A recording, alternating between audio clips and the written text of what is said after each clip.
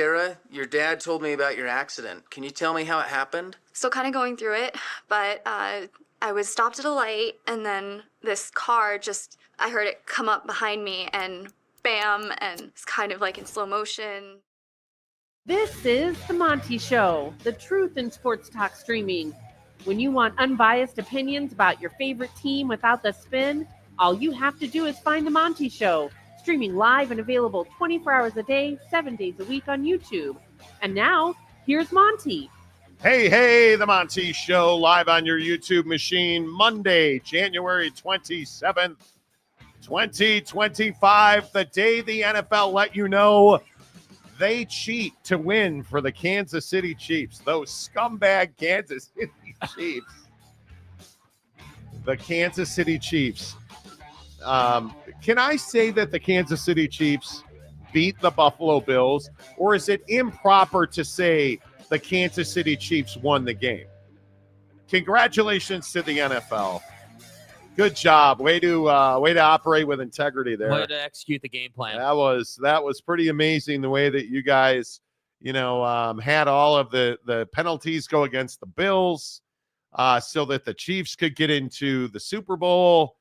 I mean, that was pretty remarkable, wasn't it? Just scintillating. Incredible. Here's a question about the Kansas City Chiefs win that I have for you. When will a fan file a lawsuit claiming that the NFL cheated and it costs him money because he bet on the game? Because doesn't that happen like every year? It has to. I think you're going to see that. Yeah. I think you're going to see that. Let's get into it. The Monty Show, as always, presented by The Advocates at theadvocates.com. Clear, risk-free advice. That's what you get when you go to The Advocates. You saw the spot to start the show. You want to FaceTime? You need somebody there in person. Have you been in a wreck and you are stuck in a hospital bed? The Advocates will meet you where you are. You'll be serviced the way you need to be serviced, because the Advocates understand that when you've been in a wreck, it's one of the worst days of your life. You need that clear, risk-free advice. Let the Advocates take the insurance claims process. Let them fight your fight for you so you can get back to the best version of yourself. Chat with an injury attorney live online 24/7, 365, and it won't cost you a dime at theadvocates.com. The question of the morning, very simply, do you believe that the NFL is helping the Chiefs? And at this point, I don't know how you say anything other than that. And we're going to run down the laundry list of Josh Allen got the first down. The official running in from the Chiefs sideline says he didn't. You can look at the Xavier Worthy play. You can look at the Travis Kelce play. There are half a dozen plays in the AFC Championship game where the Buffalo Bills got absolutely hosed by the NFL officials. And you can't just turn a blind eye anymore. It's not coincidence anymore. You look at some of the hard statistics, the roughing the passer calls. In this 8-game playoff winning streak, the Kansas City Chiefs have 0 roughing the passer calls against them. Their opponents have 8 roughing the passer calls. It's not accidental anymore. I don't know what the NFL is accomplishing here. Does the NFL believe that putting the scumbag Kansas City Chiefs in the Super Bowl is going to bring them a larger TV audience? Maybe that's what it is. But here's what I know. The Kansas City Chiefs did not win that game on their own last night. The Kansas City Chiefs got an enormous amount of help from the NFL officials. And Jake, as an NFL fan, I feel cheated by it. Yeah, I mean, I think that this whole Chiefs NFL thing is, I would agree, like, you can't run from it anymore. You can't sit here and say it's not going on. And for anybody who watched that game, all these plays that we're about to go over. You know the dynamics that were at play. And I think that the issue that I have with this is that at some point, like, we being, the collective fans and the people who support the NFL by watching the game, at some point someone's got to do something. And I'm watching this game last night and I'm sitting here saying, like, yeah, this is a really good game. Like, this is a high-scoring game. It's a close game. It's everything you'd want out of an AFC Championship game. The problem is in my opinion, the only reason it's close is because the Chiefs are getting a lot of these calls. Like, you look at the game itself, And I'm sitting here saying, hey, well, if the Travis Kelce taunting situation doesn't go down, right? And there's not an extra 15 yards there. If, you don't have penalty here, penalty there, that sets the Bills back. What kind of position are the Bills in to go out and get first downs and put more points on the board? So, I really struggle with it. And yes, I do think that Spags deserves a lot of credit for end of the game execution. That Kincaid play, he caused chaos with the corner blitz, and he deserves a lot of credit for that. But I'm not going to sit here and say that somehow the Chiefs are just miles better than the Bills. And this is just 8 years of domination, and the Chiefs are just better than everyone, because it's very clear on the field when you watch the game, they're not actually that much better. Like, things that stand out to me, Travis Kelce isn't the same guy. We're not talking about 100-yard Travis Kelce games anymore. We're talking about Travis Kelce in the end zone taunting a defensive player and getting their defensive lineman to draw a penalty. That's how we talk about Travis Kelce now. We don't talk about Travis Kelce dominating the game. And to me, one of the biggest differences between these two teams that's making it worse is the draft. The Chiefs went out and got Xavier Worthy through the draft, and the Bills don't really have the take the top off the defense guy. Like, if I said, hey, do you know who Hollins is before last night? You said, no, I have no idea who that is. Like, you don't know who that is, but he balled out last night. So I just think that the refs are the biggest issue from last night, but I do think that the Bills have a couple of things that they could do to improve their chances, and I hope that I don't happens. even think that's the conversation. Should Dalton Kincaid have caught the football? Yes. Yeah. Was it some special play by the Chiefs defense? Absolutely not. No, it was not. The biggest issue that I have, like, you look at the first down. This is obviously the most controversial play of the game. He clearly had a first down. You look at the official at the bottom of this graphic, this picture. He is running in from the Chiefs sideline, marking it a yard short. You look at the official at the top, running in from the Bills sideline, marking it a yard past the marker. And they ruled against the Bills on that, and the ball went back to the Chiefs. I don't know and then before the game, you had Patrick Mahomes mugging up with we should probably go back to, then you have the Xavier Worthy, Cole Bishop play. Neither one of them has possession of the ball, and the ball hits the ground. By rule, that is an incomplete pass. Did they review it? Yes. They ruled that Xavier Worthy caught the ball. The ball on video replay clearly hits the ground. Nobody has control of it. You cannot discern who has possession of the football when it hits the ground. Yeah. By NFL rule, that is an incomplete pass. They review it, and they rule that Xavier Worthy caught it, when there is zero video evidence that shows they caught it. Either Cole Bishop or Xavier Worthy. Incomplete pass by the letter of the NFL rule book. Well, and I thought what was interesting too is, like, when the play's happening before they review it, they ruled in favor of Worthy. They said that on the field that he had caught that, and they only ruled that after those two had a wrestling match on the ground for the ball. I don't understand it. And then how do you not catch this? How do you not catch it? I don't understand it. I truly do not. Yeah. But the mind-baffling part about this right here is, all 8,000 of you who sent me the tweet, where, I mean, so many people pointed this out.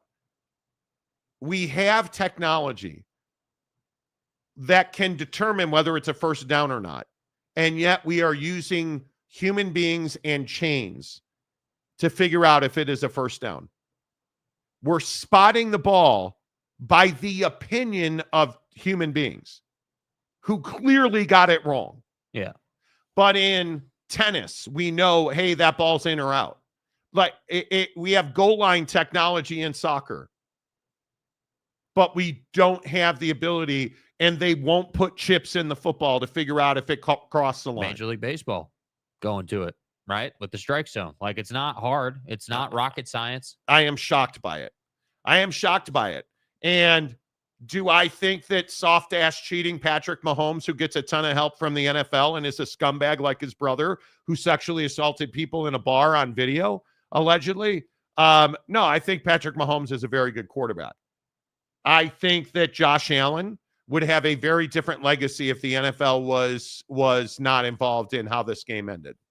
And I feel bad. I think that Josh Allen is the aggrieved party here. Yeah. Because now you have conversations like we had on Friday on this show. And I think I even told you guys on the show, I do not believe that the Buffalo Bills will win this game because the NFL will make calls to make sure they do not. Yeah, you did say that. And that's exactly what happened. Is Josh Allen at fault for this loss? Can Josh Allen finally win a big game? I guess the answer is no. He goes 22 of 34, 237, 2 touchdowns, no interceptions. Patrick Mahomes, who is regarded as a hero, and 18 of 26, 245, 1 touchdown. Almost identical numbers, QBR and rating. Yeah. Patrick Mahomes is a hero. Josh Allen is a scapegoat. And is it cheating? I think it's not cheating per se. I don't blame Mahomes. I didn't like the flopping thing. I didn't like the behavior last week. It's the bullshit at the goal line with Travis Kelce. The Travis Kelce thing is so over the top. You have Damar Hamlin, who, again, I would like to point out, and it's not Damar Hamlin. His body double. Right. Obviously. Damar Hamlin. Thank you for putting respect. Remember, he died on the field and everybody, was faking that he's alive. Apparently. Right. Damar Hamlin's body double Right. is playing a hell of a pretty good football game. And Patrick Mahomes is running into the end zone. And Damar Hamlin, a safety for the other team, the Buffalo Bills. And I know this is crazy talk, you guys. To hands at 10-2. A safety for the other team attempts to tackle Patrick Mahomes before he gets into the end zone. No. What? So Travis Kelce taunts Damar Hamlin and then flops and draws an unnecessary roughness penalty because Damar Hamlin tried to tackle Patrick Mahomes. Okay, yeah, makes perfect sense at the NFL. There's no way they're helping the Chiefs, right? No taunting when he's clearly taunting. Yeah. But he flops and he gets an unnecessary roughness call against the Bills. Okay. You figure it out. Yeah, I mean, I think that, the NFL is clearly trying to create storylines here, right? Like, is this Tay-Tay? No, I don't think this has anything to do with Taylor Swift. Are you sure? Yeah, I think that this is the NFL wanting to have another Tom Brady type storyline to talk about where Tom and Bill dominated for all those years and hey, it's them against the world. And that's what the NFL wants. I mean, that's what this is. I mean, Patrick Mahomes hasn't lost really anything significant since he lost to Tom Brady in the AFC Championship game. So to me, I just sit here and I say, yeah, you were right. And no, it's not really surprising, but it is disappointing. I finally, Josh Allen hasn't thrown interceptions, hasn't just given the game away. Like actually, I thought played pretty well, all things considered. Like he was running for his life most of the night. The protection was not good, yet somehow it's a close game. Like, how are we not talking about this? Like his protection was not good, yet they're still taking the Chiefs to the wire, dropping 30 points on them at their place. And against the officials, against, bad protection, like all that. So I thought Josh played well. I thought that the Bills overall, for most of this game were right there. I was like, hey, this is a close game. You're as close as you've ever been. You need one play here to sort of swing things. And I really thought after the second Hollins touchdown that you were going to take a real run at winning this game. And then it kind of went sideways for you. Again, I will just point to ESPN stat guru. Paul Hembo who is, I actually think his title is Director of Stats and Information at ESPN. Roughing the passer against the Chiefs, 0. Their opponents, 6. Unnecessary roughness calls, Chiefs 1, opponents 4. Yeah.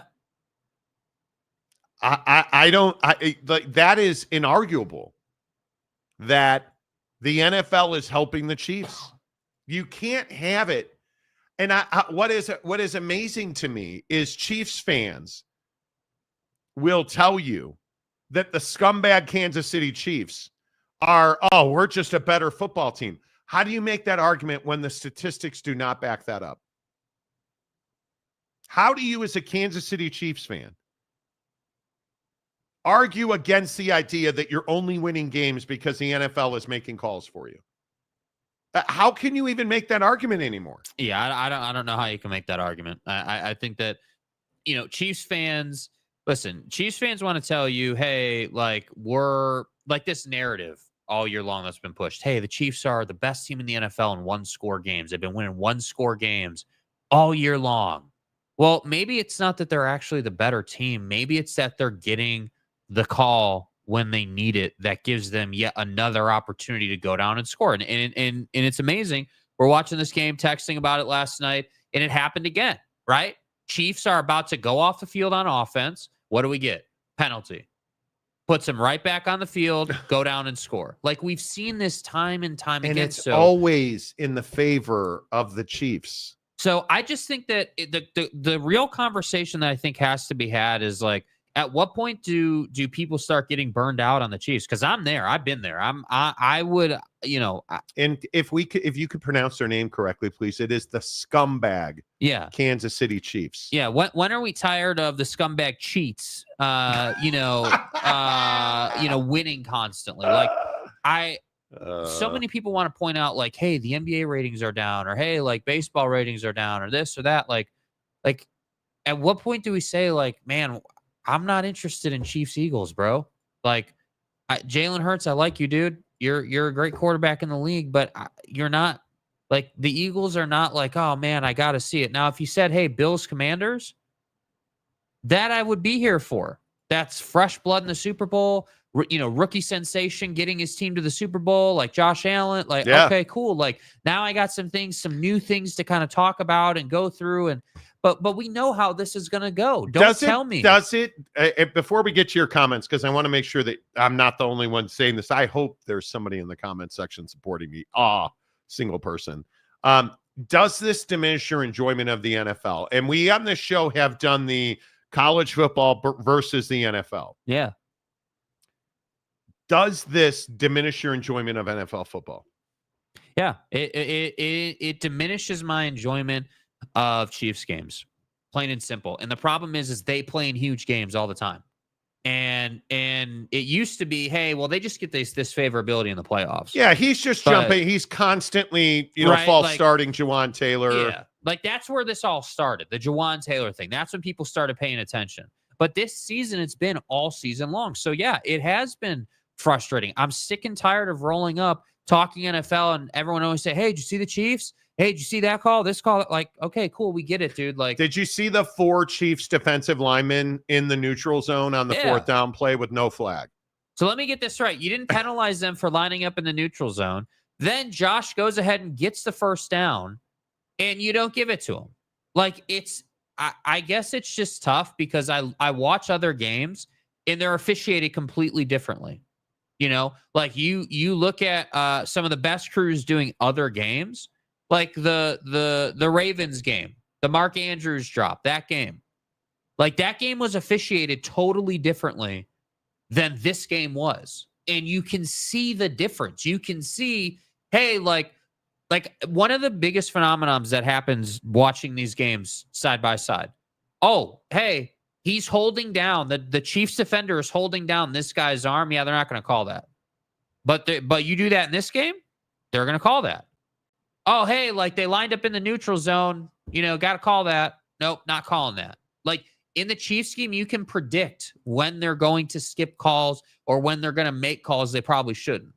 And I'm watching the Xavier Worthy play happen. I'm like, yeah, this is going to go the Chiefs' way. You know it's going to go the Chiefs' every way, time, right? Like, you know that it's going to go their way. And so that's what's difficult when you ask me, like, hey, does it ruin my enjoyment? Yeah, because it absolutely like ruins mine. there's no doubt. Know what's going to happen.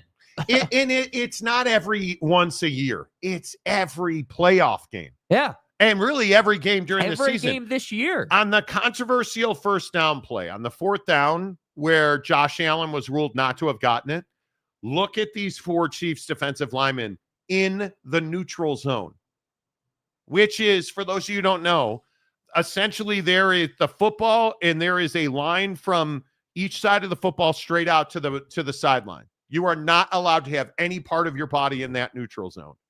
And you can, I mean, across the board, the Chiefs are in the neutral zone. Karlaftis is the most egregious one. And not only did they not call it, then Josh Allen gets the first down, and one guy says it is, and the other guy says it's not. And you're telling me it's not fixed. That, and I lost Prize Picks by 2 Josh Allen yards last night. Yeah. Dalton Kincaid makes that catch. Pimp ass is winning. But again, they should have never been in that position. I agree. Right? They should have never been in that position. And that's what, when you talk about enjoyment, we always talk about on the show, hey, we look forward to big games. We really, we get into this time of year, right? Where, like, basically when, as football fans, once November gets here, hey, this is big time football season now, right? Like, we're playing the big games in college. We're playing meaningful NFL games that are going to impact the playoff picture all the way through to the Super Bowl. And now every single week we get to talk about the Chiefs and the officials rather than, hey, you know what? Like, Spags had a great plan on defense last night. I thought it was an elite plan. Like lived up to it as usual, brought tons of pressure. Bills didn't know how to handle that, put Josh Allen in tough positions. Spags deserves a lot of credit for that. But I can't talk about that because I'm too busy talking about all these screenshots with the officials. That's what ruins the experience.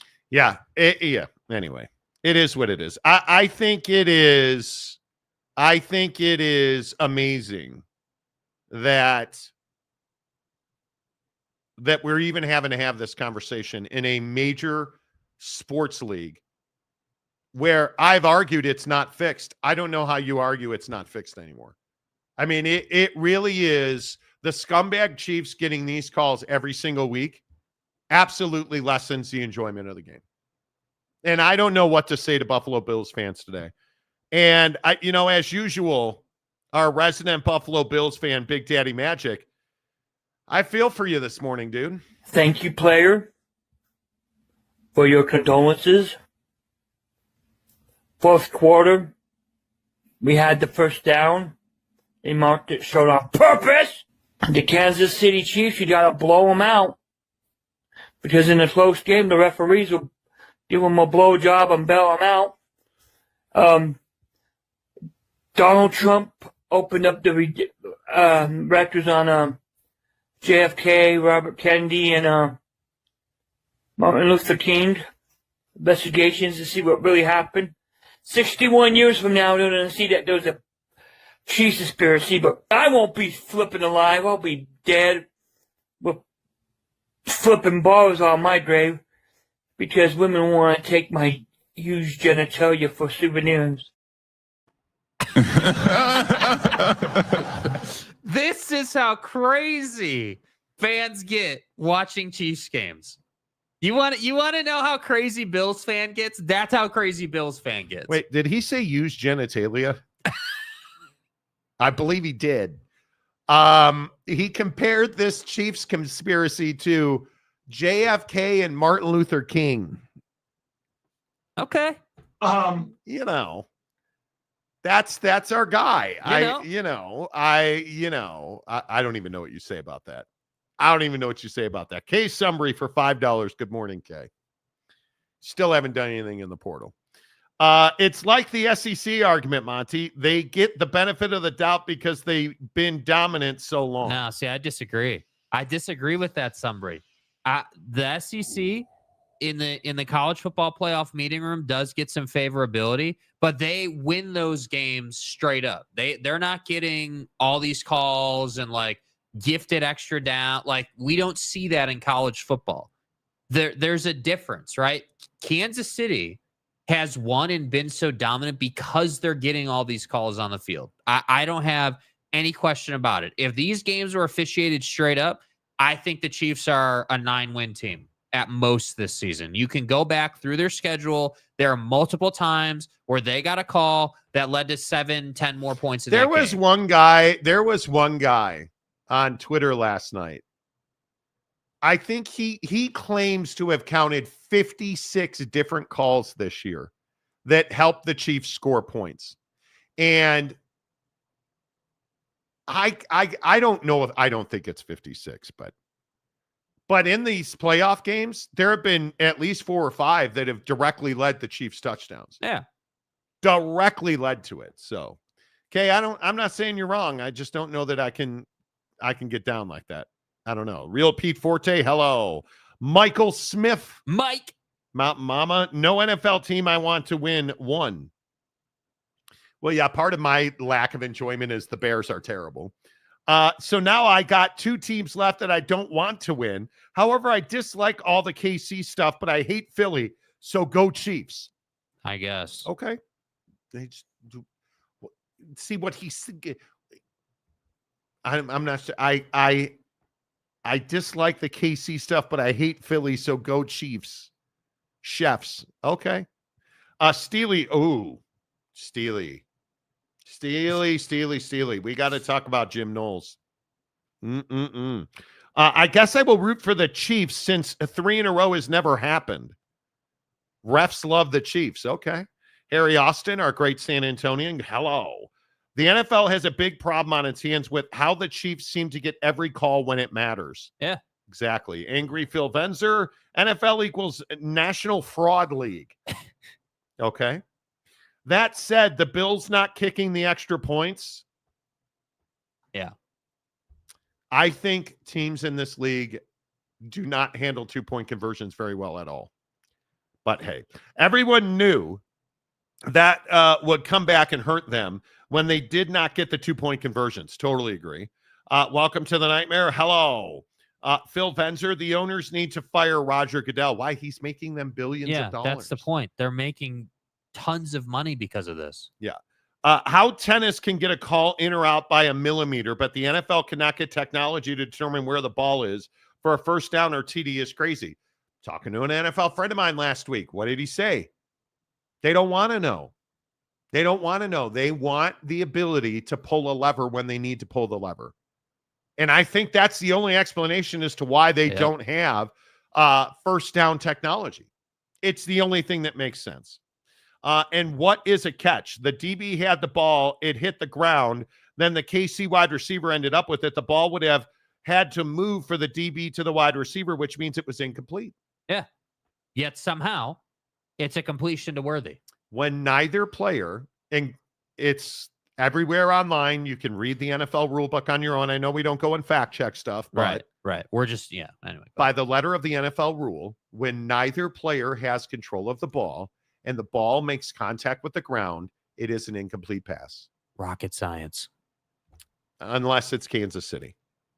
And was there a flag or not? Interesting that the TV did not show the whole field to show if there was a flag or not. We need to talk about this on the Kincaid play.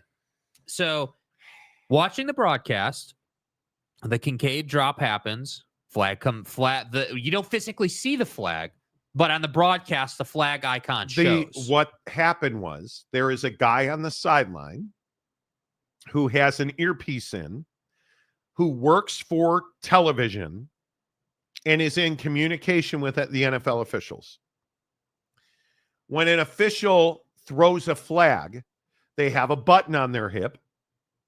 He hits that button and they yell, flag, flag, flag, so that all of the officials understand there is a flag. The guy for TV on the sideline hears the official on the field yelling flag, flag, flag. So he puts his arm up in the air, which signals the spotter. You guys, this is probably way too much. So Jim Nantz and Tony Romo are in the booth. They have a statistician with them, and they have a spotter. a guy that's got binoculars who's watching certain things, the guy with the orange glove who puts his hands up to say TV timeout, penalty, the spotter, when there's a penalty, taps Jim Nantz on the shoulder and points to the field and is saying flag. That's why Jim Nantz said flag on the play. There's a flag on the play. Because the guy put his arm up in the air because the official threw a flag on the field and was yelling flag, flag, flag in the communication, on the communication channel. And then all of a sudden there was no flag. And the flag was probably defensive holding. Yeah, I don't think that's what, I mean, I'm not saying that process is wrong. I think people thought there was going to be a flag on the Bills if he had caught that ball. I think it was a defensive holding flag and they picked it up. I think that it is more like, and I see what you're saying. Like there was no penalty because they had a flag ready to go. Yeah, that's what people Kincaid thought. had caught the ball. Yeah. I think it was a defensive holding call, and I think they picked the flag If up. that's the case, that's even worse, in my opinion. Because there is clear defensive hold, but there's defensive holding on every play. Yeah. Everybody's all up in arm about the face masks where both guys on one play had their hands in there and there was no flag. Yeah. Anyway, let's see. Jay Chapman, did Houston take the basketball crown from Kansas Saturday? Who cares? We're talking NFL. Phil Venzer. In college, head coaches can blackline the official should, by the way, I have no idea what are you talking about, Phil? It's too early to be drinking, Phil. Lumendersky, hello. The refs are in a contract year in Kansas City. There you go. Okay. Okay. Did the NFL do a Michigan? Okay. Okay. Let's see. Who else? Charisse. Hey, good morning, everyone. Hi, Charisse. I think it's no longer coincidental. That's what I think. I do think that even though it was a clean hit on Allen, if that was Patrick, they would have called it a roughing the passer. Yeah. He gets them all. Richie Dubs, ho-ho! No real Chiefs fan would say, go Kansas City. No, they would say, let's go scumbags, is what they would. Let's go roller food. Giggity. If Kincaid makes the catch 100%, they would have called holding on Buffalo. Yeah. Do you guys think so? 100%. Yep. I agree with that. I agree. I think it fits right into the conversation. If, again, because they're driving down the field. And again, watch the play develop, right? Josh Allen is under big pressure. Spags brought the corner blitz for the first time that night. And somehow Josh Allen puts it right on Kincaid. Now, admittedly, Kincaid has to dive for it. It's not just an easy gimme catch, but he should have caught the ball. How do you not catch that ball? Yeah, and he didn't catch the ball because he was diving from his right to his left and tried to catch it with his arms, not his hands. That's how do you not catch that ball? But yeah, I do think that flag would have been holding on the Bills and brought that back. Yeah. That feels like a reach to me. I don't want to. The bottom line is, you're saying if he catches the ball, it would not have been a catch anyway. Yeah, that's what I'm saying. Okay. For Allen to get that ball anywhere close to him was amazing. Yeah, and that's the shame in all of this is Josh Allen is just as capable as Pat. Like Josh Allen can do anything that Patrick Mahomes can do. And furthermore, I would say he rushes better than Pat does. He runs for more productivity than Pat does. Do you think that they expand instant replay to fix this stuff? I don't think they'll ever change instant replay for first downs. I agree with you. They're always going to want that drama. I do think that instant replay... The unnecessary roughness hit 2 weeks ago. Yes, I think that instant replay will come for that stuff. Yes, I do. I hope it does. I really do. Joey Zay, NFL should hire Connor Stallions as a ref. Have him wear wigs and sunglasses during the game. Sign Steeler guy. Eric Wasikowski, you Florida prick. Only team that can beat Kansas City seems to be the Motor City Kitties lately. You're hurting as a Lions fan, aren't you? Are you guys at all even mildly happy for me? About what? The Chicago Bears. and our amazing coaching staff. Yay! Okay. Thanks for that. Thanks for that. Vlad Kristamanov. Hey, Vlad, yeah. The ref thought Kincaid caught the ball, and that's why there was a flag. It was going to be a penalty against the Bills. Okay. David Persons, hello. The NFL wants buttloads of money to win. The Chiefs winning seems to be the best way to make several buttloads of money. So, maybe not. Okay. You gotta catch that, Kincaid. Get it? Not See what you. he did there. Ute, because he went to Utah. Yeah, not a good night for a Utah player with the Bills. The eye patch. Yeah, Kincaid should have caught the ball. Richie Dobbs. The crazy thing is it's not illegal for the NFL to fix games. Not saying they are fixed, just saying it's not illegal. Yeah. Boyd Lake. Kincaid did dive, did not catch with his hands, and that's why there was a drop. Cradling the catch is hard to do at that angle. Yes, I would agree. It is. I would agree when you're moving horizontally and the ball's going, perpendicularly to the guys, right. And Stay hard and stuff. Right. I would agree. Let's see. Boy, you guys are. You really are you okay? Joseph Carruthers, KC wins, Buffalo doesn't. You really think they won fair and square? Any chance a Kansas City Chiefs fan is willing to say we get a lot of help? See, again, this is another opportunity for sports fan to be reasonable. Hey, yeah, I'm a Chiefs fan. We get help. We're in the Super Bowl. Suck it. Look, if you would just say that, it would be fine. I'm a Chicago Cubs fan. Our owners are terrible. See, I did it. Yeah. I can say we traded for a has-been, never was closer. Totally fine. Chelsea Football Club. We're never beating City. We got plowed by City. And the Bills got cheated and should be going to the Super Bowl. Again. Because I think without those calls, Wasikowski, the Bears are filled with washed-up coaches. Okay. Now they're washed up. Okay. When they were in Detroit. Okay, BJ. Ooh. Okay. BJ? Yeah. Ben Johnson. If you could not refer to the Bears in a manner of fellatio, that'd be great. That'd be awesome. That'd be awesome. Jay, the NFL is known for entertainment purposes only, which is the WWE. Right, but here's the problem, bro. How is it that the WWE is more predictable than the NFL? How does that happen, dude? Come on, bro. Come on. Mike Smith, Detroit should have been in the NFC Championship. Well, okay. Old Tatanka. Even if they add more instant replay, doesn't matter. They'll call what they want anyway. They will. They will. You're not wrong. They will. I just laughed at the Cowboys hire, though. God, can you believe that, Eric? What an idiot. Like, what is Jerry Jones doing? What an absolute idiot. No, I'm not playing your stupid games today, Wasikowski-nator. I'm not going down the Jerry who kills skeeters with tweezers and salts his McGriddle. Shades on his stadium windows. Ooh, dick. Jeff Johnson. So many Cowboy fans are upset. It is what I did not know until they made that Brian Schottenheimer hire. How many Cowboy fans were in my life? I had no idea. Geoff, hello. Good morning, sir. I will not be excited for anything other than the Super Bowl food this year.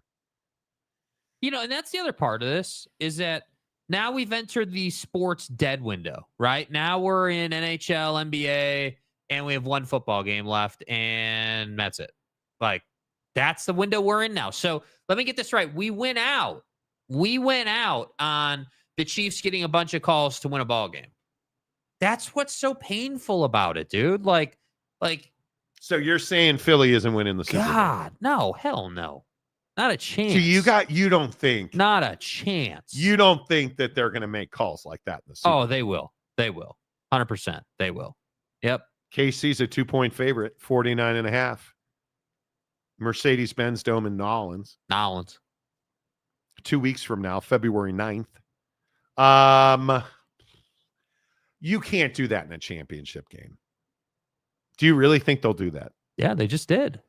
I mean, that was the AFC Yeah, Championship. AFC champion. You think they would do that? Yeah, I do. I think they want the three-peat.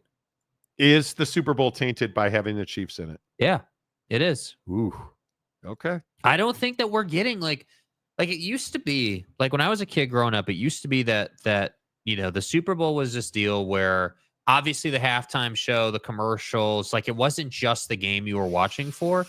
But now the only reason we're watching the Super Bowl is for the commercials and the halftime show. And the wings. And the wings. And Are we going to have like a yeah? We can have a wing out, dude. With the quad virus going around, Yeah. are we going to have a Super Bowl party? How do you get the quad virus, bro?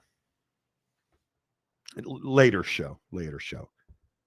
But are we with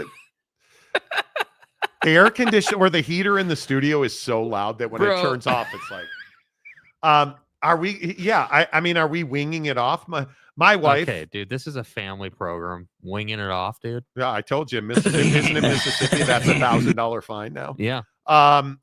My wife, I don't know if she'll allow me to get wings. I might not be allowed. My hot ass wife, unlike Oak State James, right? My hot ass wife. When we were sitting in the hot tub yesterday, we were actually talking about macaque. Are we? Well, we were. Trust me. But we were talking. Like, are you having Super Bowl parties right now? Like when you're dog sitting for me on Valentine's weekend because I'm going up to Seattle, right? Like, are you guys at all worried about? Because like the flu season this year has been devastating. Like the two ends, oh my God. I haven't seen that. I'm not saying you're wrong. I just hadn't seen it. Did you watch the Farmers Open this weekend? Yeah. Ludwig Aubert throwing up on the golf course. Well, that's the new thing, dude. You throw up on the sideline. Amazing. Anyway, are we having a Super Bowl party? I think it's an interesting question. The Chad Carter. Jake, usually reasonable and sports fans don't belong in the same sentence, which would be leaving Ohio State for Penn State. You're not wrong. You're not wrong. We got to talk about that in a minute. By the way, is your water still on and everything? How's that working out for you? His well thing. Yeah, his well thing. Mike Smith, BJ, that coach blows. Bada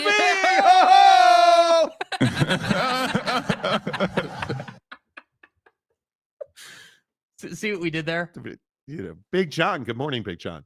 In my humble opinion, the NFL has been rigged for a long time, but now it's more out in the open. Okay. The eye patch. Well, then go Eagles. Yeah. Okay. Carruthers, Lions are a franchise that doesn't win. Never won a Super Bowl. Or wait a minute. Have they ever won a Super Bowl? I know right now they're one of the longest droughts for a championship, the Lions. I really thought this was a year. Couldn't believe it. Phenomenal Hebrew. And we have people literally trying to turn college football into the NFL, National Fraudulent League, NFL. Bro, how did you guys steal Jim Knowles from Ohio State? Dude. Am I the only one that thinks, let's start mixing that in. Did you guys hear this story over the weekend? First of all, this story flew way under the radar, I felt like.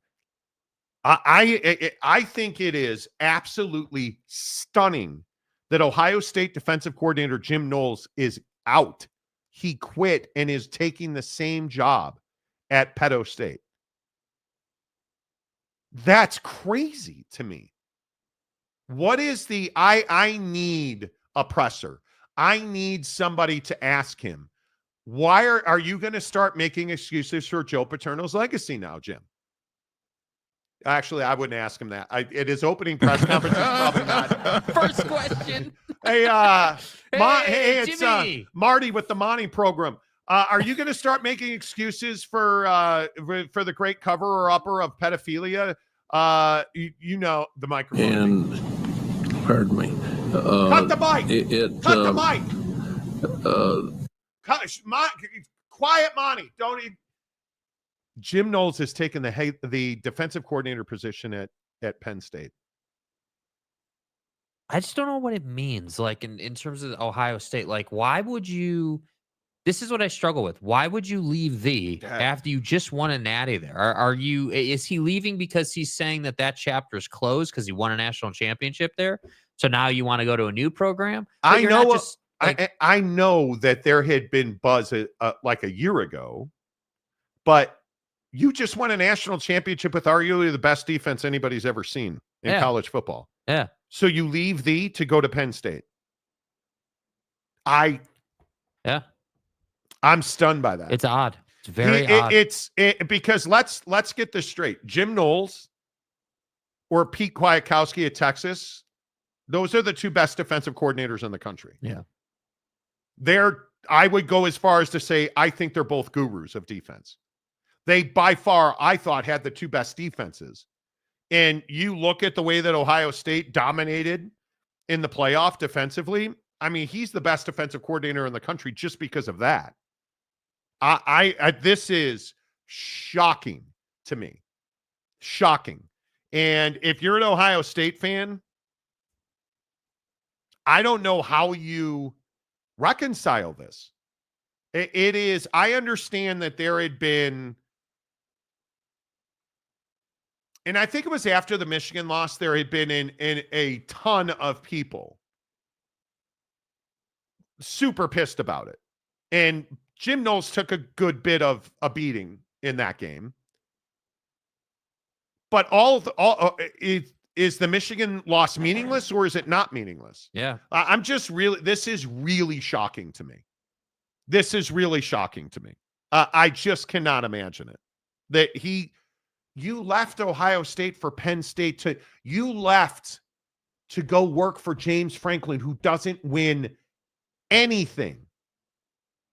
He's the Josh Allen of it's probably too soon. He doesn't win, period. James Franklin. He just doesn't win big games. Yeah. You give him SMU and Boise State, fine. All of a sudden he gets into it with, how do you not? And then you're celebrating the fact that you bring back Drew Aller as though he's some great quarterback. And the thing that I said when I actually was like, no effing way did he just leave Ohio State to go to Penn State with Drew Aller. Because here's the thing. Let's be very honest. Why did Ohio State win this year? Because they went and got a quarterback who could actually throw the football down the field. And they had arguably the best wide receiver room in the country. Yeah. You have none of that at Penn State. So you're going to have, because their defense, if we're really truth-telling, their defense was already suffocating. Right? Their defense was very good. I understand you're going to have significant turnover up front. Totally get it. But if we are truth-telling about Penn State, their biggest issue had nothing to do with the defensive side of the football. Right. Nothing at all. And it is shocking to me that Anthony Poindexter selflessly agreed to this move. The defensive coordinator in place at Penn State played a huge role in allowing Jim Knowles to come into Penn State. And again, I just say, should we expect Penn State to take this exponential jump forward? I do not. Because Drew Aller's the issue at Penn State now. Who are you, Riley Leonard? Yes. No, Riley Leonard's better than you. Right? Like you had two dominant running backs and you still could not win. You had the one of, if not the best tight end in the country, and you still couldn't win. And you had a top 5 NFL pick at defensive end. And why couldn't you win? Because Drew Aller can't throw the football down the field. And yet Jim Knowles left Ohio State. It's wild, bro. I don't get it. Chad Carter. Guys, Penn State didn't steal Jim Knowles. He wanted out. That might be true, but there ain't no way to spin this as a good thing. Yeah. There just isn't. The question is why? Why did he want out? Yeah. Yeah. And I know I've heard this. It doesn't matter. You don't let Jim Knowles go to flipping Penn State. Yeah, I mean, it'd be different if he went to the SEC or something. You know, like, okay, I guess I can get that. But he went to your biggest rival, man. Like, that's not some not your coincidence. biggest rival. That'd be Connor Stallions alumnus and stuff.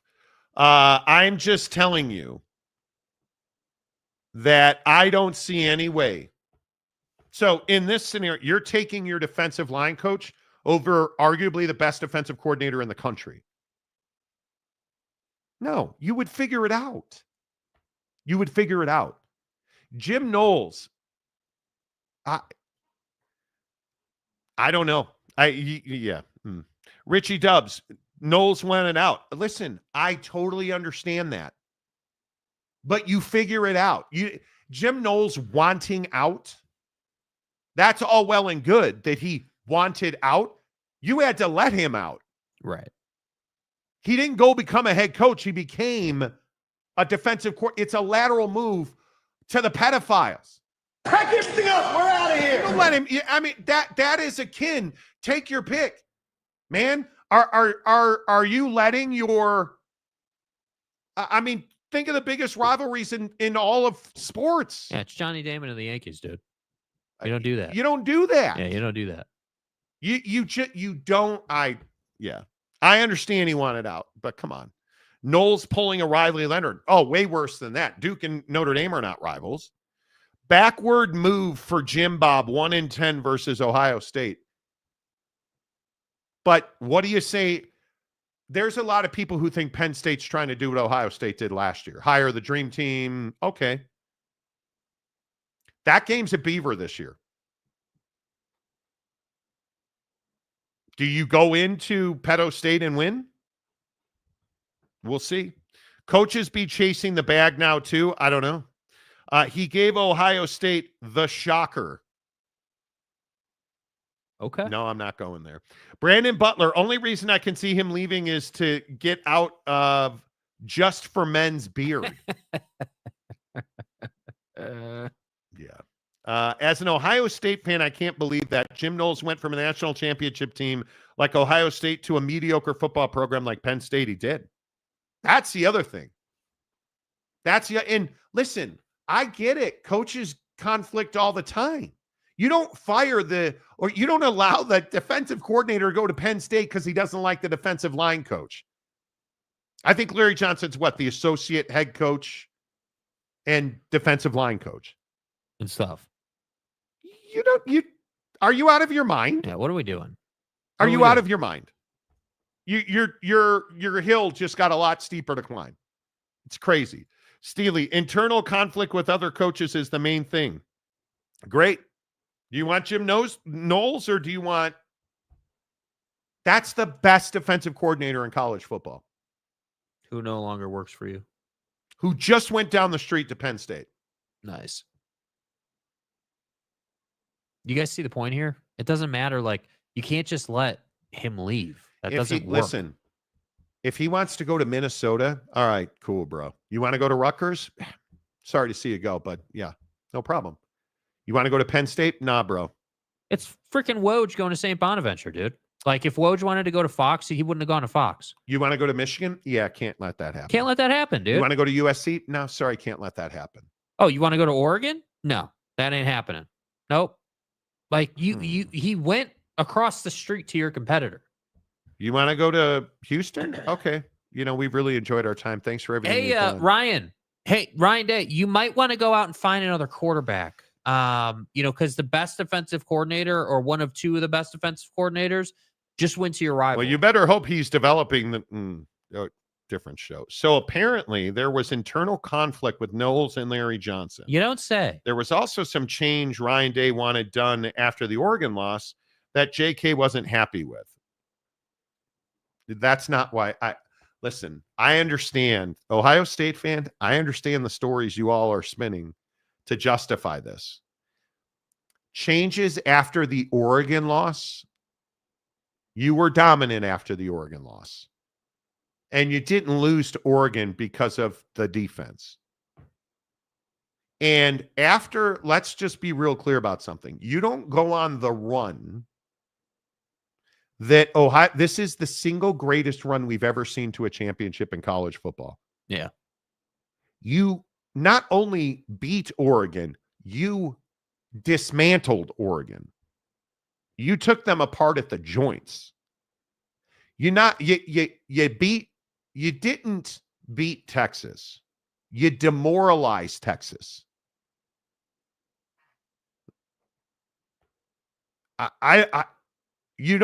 This cat, he went to Penn State.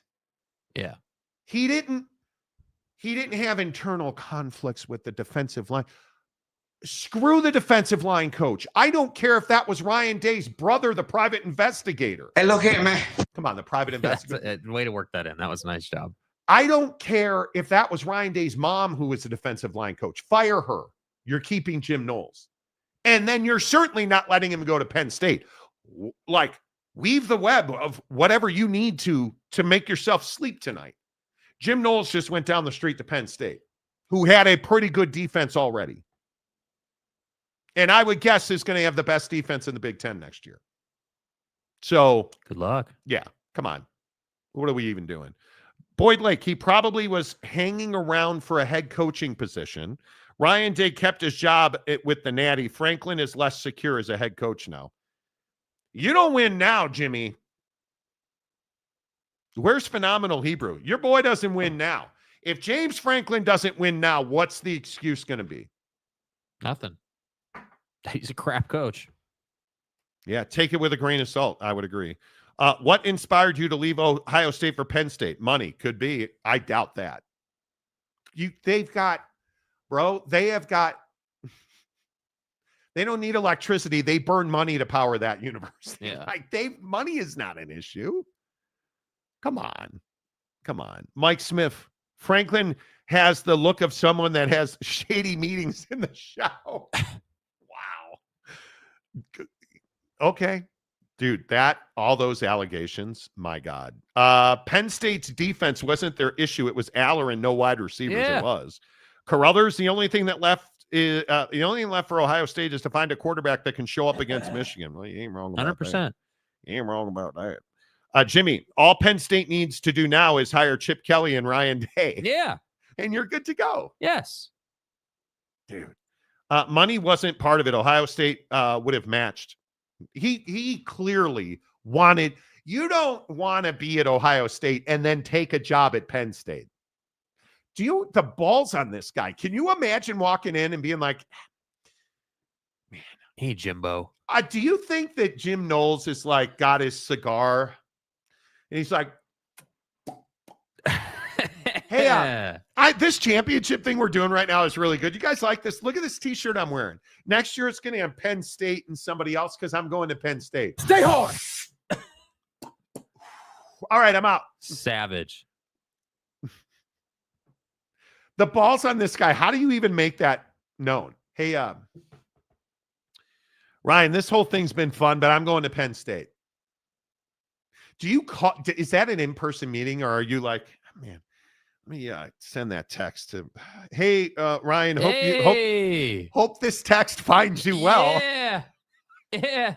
How do you even broach that conversation? How is that even possible? Yeah. And what does Ryan Day do when Jim Knowles is like, yeah, you remember that argument we had after the Oregon game where you told me I suck? Well, I'm actually going to go and suck now at Penn State. Now that's just not the way to go here, yeah, Karen. no. Okay. James Franklin is like the Lane Kiffin of the Big Ten. That's not very nice. Lane's girlfriend is incredibly hot. I don't know you. I don't know how you leave for pedo. I have no idea. Yeah. I have no idea. Mike Smith, it's not like he has a non-compete clause. You know, Knowles and Day didn't get along. I don't care. He's not going to Penn State. Any questions? Ohio State fan, are you really justifying his ability to go to Penn State? I don't care. If he's in the conference, let him go to whoever. Perdone. Yeah, let him go be the guy at Perdone. He ain't going to Penn State. You're not going to Penn State. No, the answer is no. Yeah, I'm enforcing the contract. You're not going to. Come on. No. Must be some internal friction between Knowles and Days. Is that what you're saying, Monty? I don't think that was any secret at all. It wasn't even a well-kept. Everybody knew that on the defensive side of the ball, Jim Knowles very much was, we're doing it my way. I don't really care what you want. And at the end, you put a ring on your finger because of it. Right. So he's not going to Penn State. He's not going to Penn State. Hell no. Is Ryan Day allowed to go be the head coach at Michigan? No. Same thing. Same thing.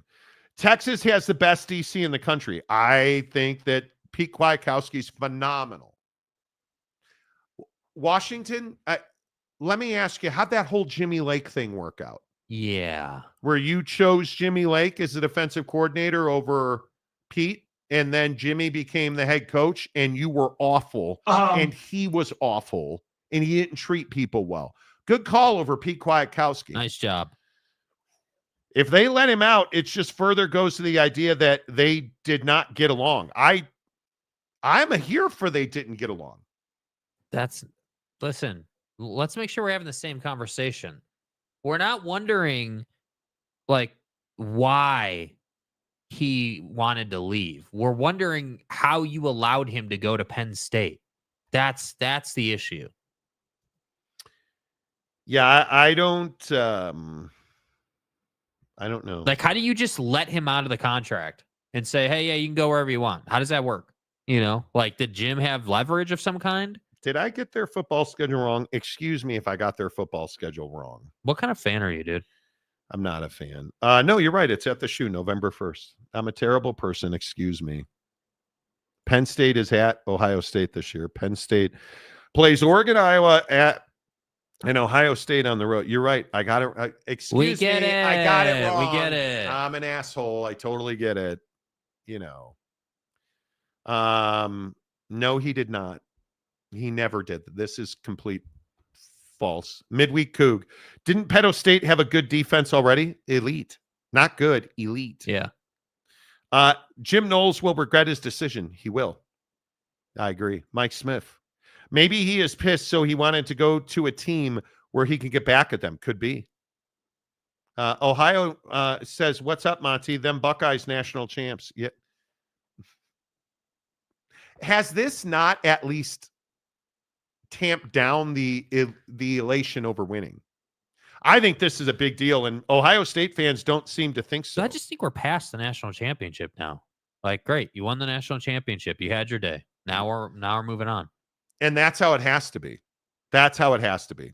So, listen, if Ryan Day lets Knowles get away, would that be the first time Ryan Day made a questionable decision and not fight to keep him? No, it wouldn't be the first time. No, I would guess not. We'll see how this is going to be a huge season of change for Ohio State. There is no doubt about that. I think it is going to be very interesting to see how you bounce back after winning a championship. Because when I look at the quarterbacks on this roster, Julian Sayin, I think at the end of the day, you're make or break with Sayin. That's it. Because the wide receiver, and we'll see what happens with Carnell Tate, but yeah. With Jeremiah Smith, there's not even a conversation. I think you're going to have significant change at the tight end position, which in Chip Kelly's offense is really important. The offensive line is still going to have a good bit of upperclassmen on it, which I think is really important. But you're going to have a very interesting dynamic quarterback and wide receiver, because obviously I think you are going to have to figure out what you have at quarterback and how quickly you can grow Julian Sayin. Yeah. Because the defense, you can't tell me the defense isn't going to take a step back. I don't even know how you wouldn't take a step back with that performance. Just on the at the edge. I mean, obviously Caleb Downs is going to cover up for some people, but dude, that's going to be tough. Yeah. That's going to be tough. Mediocre James Franklin is Georgia's Mark Richt, but saying that for 3 years now. That's not a bad comparison. Not a bad comparison at all. Nightmare says, out of the big market teams in the conference like Oregon, USC, sign Steeler University or Penn State, you can let him walk. I think you can if he's not going to one of the. I think you can't. USC and Oregon, no. Michigan, Penn State, no. Wisco, I would say no. Illinois, sure. Rutgers, Wisconsin, Purdue, knock yourself out. Yeah. Bottom half of this league, knock yourself out. That's all I'm saying. Like, I can't believe he's going to Penn State. Like, I'm sitting here trying to. Yeah, I mean, he's clearly trying to prove a point. Like, man. Yeah. Joe says Knowles can Connor Stallions for Penn State when they face thee. Well, maybe. I'm just not here. I'm not here for it. And I also think that, with Knowles taking that job, like everything that Ryan Day and his staff are going to do in this window, this offseason window, is magnified because people will talk about this. This is something that will come up in conversation the week of when they play that game. Like, people are gonna follow this and see, hey, like, Knowles is trying to prove a point.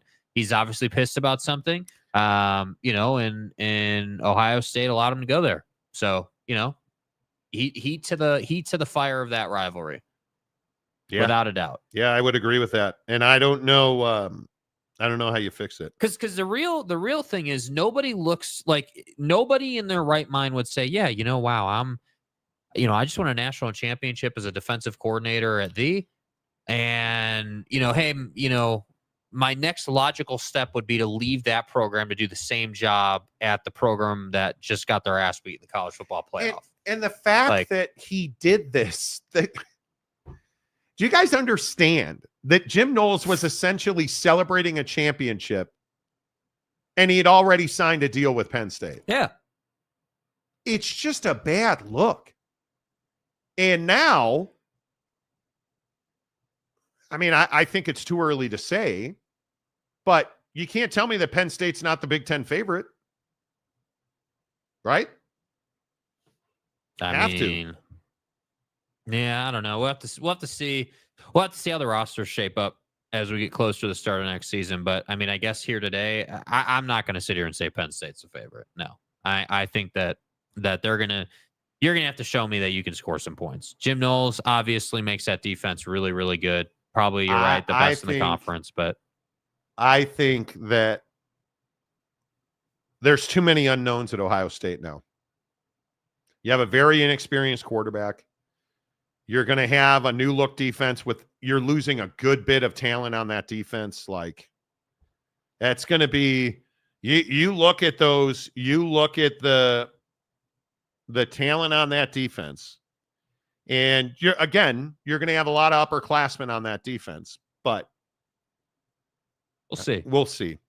That's exactly right. We'll see exactly what happens. And I just don't think you can say Penn State's the favorite yet. They need to show us an improvement on offense before I'm willing to say that they can go out and hang with Ohio State. I would say that I trust Ryan Day to develop quarterbacks and develop guys a little more than just your average Joe head coach. I think they have a system in place. I think they've got structure that allows quarterbacks and skill position guys to really improve their game. And that's why you see, 2 weeks ago we were having hey, where does Will Howard's season stack up against the great Ohio State quarterback seasons? Well, look how many great Ohio State quarterback seasons there have been under Ryan Day. And so that's why I say, I just think that losing Knowles is going to hurt a lot, but you still got to go out and prove it. But I think it's Jack Sawyer. I think it's Tyleik Williams, JTT. Yeah. No Denzel question. Burke. You're sending a lot of guys who made a lot of. We'll see. James Franklin is the new Ryan Day. Got to win more meaningful games. You do. Mike Smith. Enough of the Penn State talk now. Yes, I would tend to agree with that. Real quick, a couple other NFL topics here on the Monty Show, presented by our good friends at Prize Picks. What a crazy weekend on Prize Picks. 4-1 on Prize Picks this weekend, mainly because when I think about strengthening the forearms. And we think about the awesomeness that is the Cleveland Cavaliers. And I look at myself in the mirror, usually unclothed, and I say to myself that Donovan Mitchell on a 40-point number put up 47 on Friday night.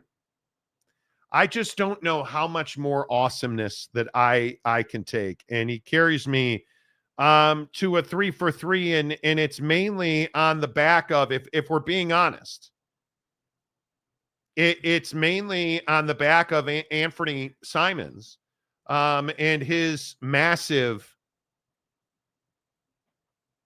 performance on a 31.5-point number where he puts up 34, and they're trouncing of the Hornets. And so we're 3 for 3. And then Saturday, when you're feeling like you've got your swole on and you're going to carry yourself with the Lakers and the Suns on Prize Picks, and you look at the unbelievable performances by my guy, Anthony Street Clothes Davis, on a 44.5-point number. Anthony Street Clothes Davis. Points, rebounds, and assists. My guy comes up with a 52 because he puts up 36, 13, and 3. The rack attack! And Labrum James on a 31.5-point number. LeCap, LeBricklayer, LeDad. Please continue. You are some kind of wicked. Gives me 42.5. I mean, these are things that I say to myself, I want to win 3 for 3. And that's why when I look at the Suns and the Washington Wizards, don't call us the Bullets, and Devin Booker's on a 34.5-point number. And he comes up short. The sex machine just couldn't come through for me on Saturday. I'm not going to get that upset. And when Sunday, Josh Allen, the greatest quarterback that anybody's ever seen.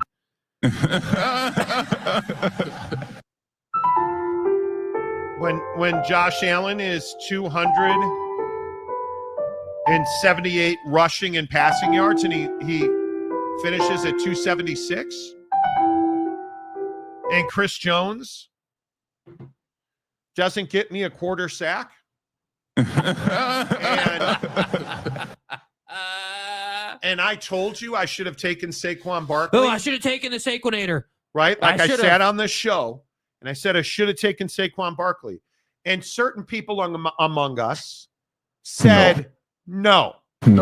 Saquon's going up against a good defense in Washington. I didn't say that about Saquon. I said take Saquon Barkley. And so did right? I should have taken Saquon Barkley. But some people don't want to take Saquon Barkley. Some people don't want to. I've hit it every time. Some people don't want to take Jalen Hurts. Did I not tell you, you prick, that I should have taken Jalen? Oh, you don't want to do that. You don't want to do that, Marty. Don't ever listen to Jake on Prize Picks. It'll cost you money, which is why you always backfill with Jaden Daniels for half a yard, Terry McLaurin for a touchdown, Josh Allen, for a touchdown. He didn't give me that either. So 3 out of 4, all of them were, 2 of them were 2 for 3, and 1 was 3 for 3. It's what I do. When I don't listen to Jake, I win. When I don't take Saquon Barkley and, he breaks him off, he puts it in their hindquarters on the first play of the game. A lot. When Jake walked into the studio this morning, did I have thoughts of punching him in the face? Oh, yes, I did. Yeah. Yes, I did. Yeah. But did I? No, because physical violence is never the answer. Okay? Download the Prize Picks app.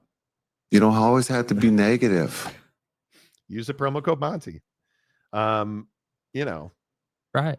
You want to lose, you listen to Jake. You want to win, you come over here to Uncle Monty.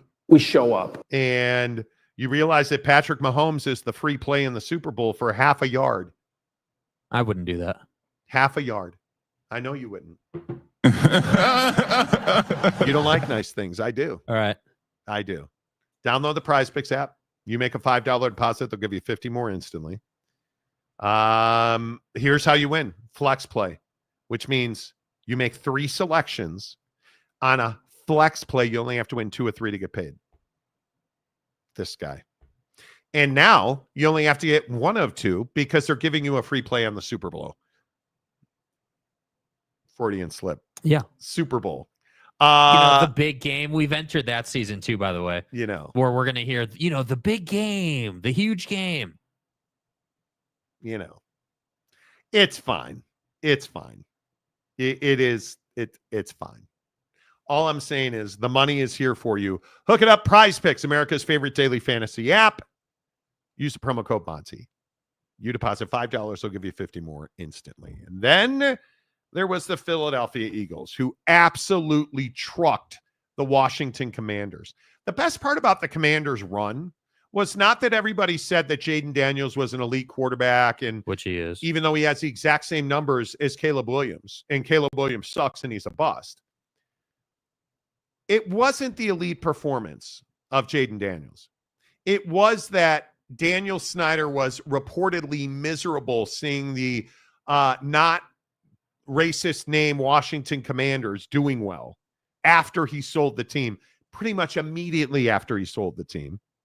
And immediately after they stopped allegedly pimping out their cheerleaders to sponsors. Right. What do you know? They started winning games, which is remarkable. Jaden Daniels or Caleb Williams? Go. Well, I mean, I think right now you got to take Jaden. He's been in the playoffs. I'm sorry. I thought you said what now? You heard what I said. I didn't. Go ahead and say it again. Yeah, I think you got to take Jaden Daniels. Anyway, my point is that they had the exact same numbers. I do know that, yes. So why do you have to take Jaden Daniels? Because I think there's something to be said for leading your team to the playoffs. I think, there's a lot of experience there. I thought he played well in big moments. Okay. Well, we would know that because Caleb Williams plays for the Bears. We don't have big moments. That's or nice my point. Things. I thought it was a great run by the Commanders. I think the Philadelphia Eagles defense is the best defense in the NFL. And Jalen Carter, we'll see how his injury is, but I think Jalen Carter is an all-pro defensive tackle for a reason. 1, he drives SRTs, and 2, the guy is just a stud. That defense is really good. And the interesting thing is, I think there's not a lot of excitement around the matchup between the Eagles and the Chiefs in the Super Bowl. Yeah. But I really like the way that front 7 matches up. I think the way that those linebackers play with discipline, the edges play with discipline, which you absolutely have to have when you play Patrick Mahomes, because you've got to keep him contained. You cannot overrun the pocket. I think it's going to be very interesting to see how the Eagles and the Chiefs match up. Yeah, and I also think that the Eagles are not going to allow the Chiefs to run all over them.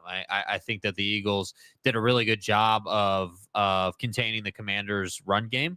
And Jaden had a couple of moments where he ran for some yards, but overall, felt like, they held him in check. And I think that, the biggest thing with the Eagles is that they are a very up and down team, right? When they're hot and they're playing really well, they play really, really well. They play a really high level of football. And when the vibes are not good and that team is struggling, the lows are really, really low. And, that is the plight of that football team. And right now they found a way to get hot when it matters most and at the right time of the year.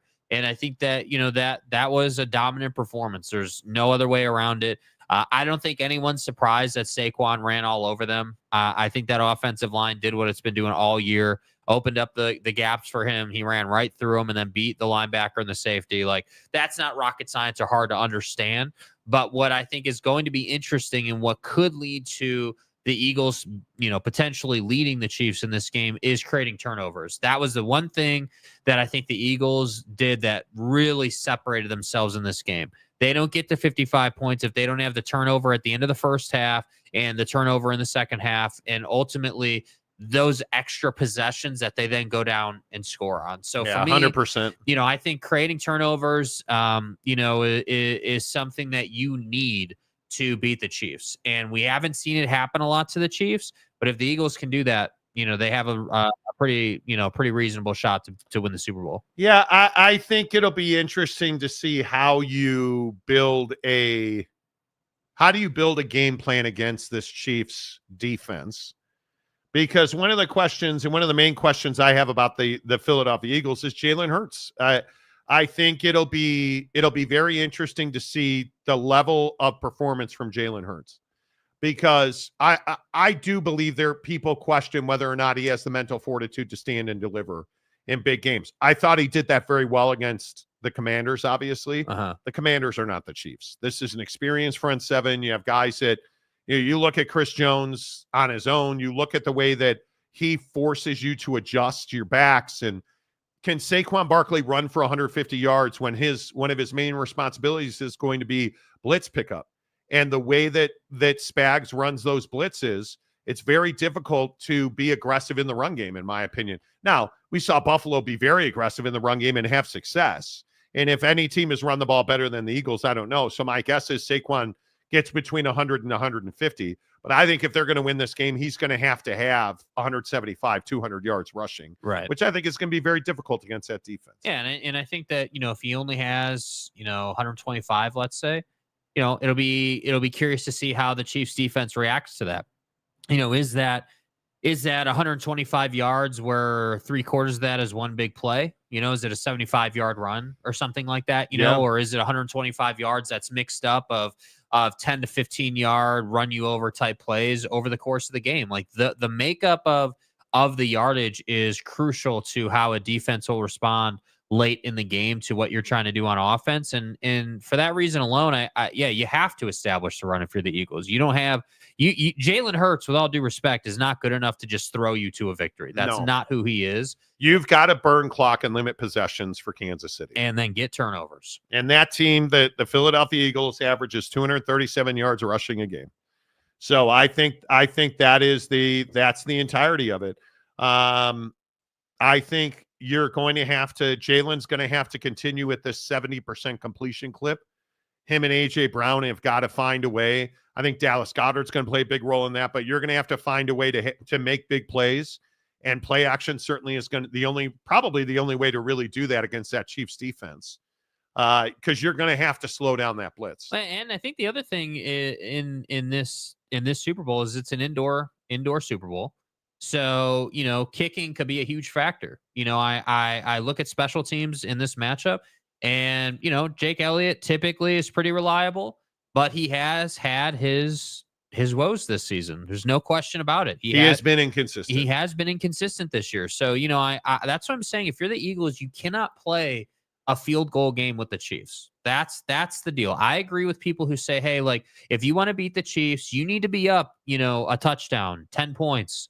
Going to the half. You need to put the Chiefs in a position where Pat's got to throw it down the field, and that's what they're going to do. And like, you got to kind of box them in a little bit. And the only way you're going to do that is if you run the football effectively against them. And I'm telling you, you change the momentum by forcing a fumble. That game yesterday with the Commanders was very much a game until that fumble that they created on special teams, I believe it was. At the end of the half. Might have been an underneath throw. I can't remember, but they create that fumble, and all of a sudden they're off to the races. They go down, they punch it in, then they score again on the next drive. Like, you can see what happens. So to me, I just think that the Eagles are this team that gets hated on a lot, rightfully so. Super inconsistent. One year they're Super Bowl good, another year they're a 7-win team. Yep. And we're supposed to sit here and believe that they're going to beat the Chiefs, who've been here basically every season for the last 7 or 8 years. Right? Yeah. I have to favor.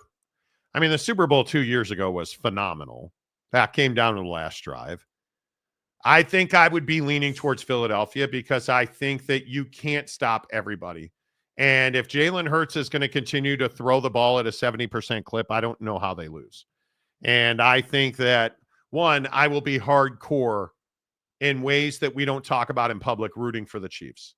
to lose this game. And Patrick Mahomes to have no complete passes, severe drop off in performance, never to be heard from again. Him and his sexual assaulting brother disappear into prison for the rest of their lives. And that's how I look at it. I mean, that's for me, that's best case scenario. Right. And that Taylor Swift never sings again. That would just be the cherry on top of the icing. And if you want to go to these nuts, that Caitlin Clark reverses her Kansas City Chiefs, whatever kind of fandom this was, and she straps on a Chicago Bears jersey. Crazier things have happened. I think it's possible. What an idiot. Is it likely? No, it's not likely. Is it possible? Absolutely. Duh. Absolutely. It is possible. I'm going to go out on a limb and say that that's not super possible or likely to happen. Based on what? Based on the fact that was, obviously outlandish. But yeah, to say that I'm tired of the Chiefs is a, would be putting it lightly. At some point, the NFL has to get this right. That and for them, they are getting it right. They're making money, and that's the worst part about it. And we're really in this weird space in sports where there's not a ton of other options. The NBA is not super compelling right now, and I don't care who you are. It's just not. What if Travis Kelce slips and falls and tears his man bun off the back of his head? They lose the game. Tay probably breaks up with him. I guess I'm not wishing bad on Tay. I mean, any woman that looks like an alien like she does, I mean, she's got challenges in life. Let's be honest, right? So I think, people are tracking her private jet. I don't know how you get out of bed with that problem. But my point is that Jackson Mahomes should be banned from the Superdome. Terrorist attack in New Orleans several weeks ago. How do you let Jackson Mahomes in the state? By the way, did you guys I said see, terrorist attack in Jack. Okay. Did you guys see who was in the locker room last night for the Chiefs? Patrick Mahomes wannabe Dylan Raiola was in the locker room celebrating with them? Who knew?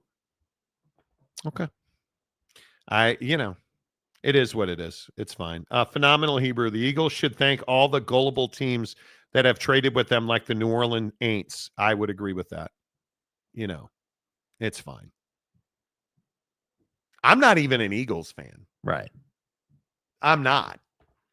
And I have never been more of an Eagles fan than I am for the right Super Bowl at all? Not even a little bit. Now, it's 2 weeks away, and perhaps blood will flow to the lower extremities at some point in the next 2 weeks. But I do not. The way that the NFL cheated the Buffalo Bills, it makes it very hard for me to be excited about that game. Yeah. And I'm sure they'll tell us it'll be billions of people. Look at the halftime show, Grammy Awards for everybody. Totally get it. Yeah. Why isn't Tay doing the halftime show? She's going to be on more than anybody who performs at the halftime. So why not have her? Why not have her just do the halftime show? When's the last time you went to or had a Super Bowl party? How long has it been? I mean, it's been a while. Probably since before the pandemic. In Yeah. Phoenix, we went to a Super Bowl party. Yeah. But I mean, your boy ain't excited. At this quad-demic thing where people are absolutely like spraying out of both ends. Bro, I'm not here for that. The coronavirus. Your boy ain't here for that. I am not at all. I am not even a little excited about the norovirus and going the James butthole route. I am not excited about that. I thought you did not just say people are spraying out of both Dude, ends. You look at this quad-demic thing. Dude. We're supposed to go when you're pet sitting on Valentine's Day. I'm supposed to ask you if you're available. You're available because I said so. Mrs. Monty and I are going up to Seattle for Valentine's Day. So I said, yeah. And I'm like, dude, I'm putting a mask on. Oh, a sheep. You're a sheep. Yeah. Everybody gets a test. I'm not going to be spraying out of both ends because I'm a sheep. Right? Hydroxychloroquine. And I've got it on order. Right? If it's COVID, it's Paxlovid. Right. I'm Coronavirus. I'm your boy.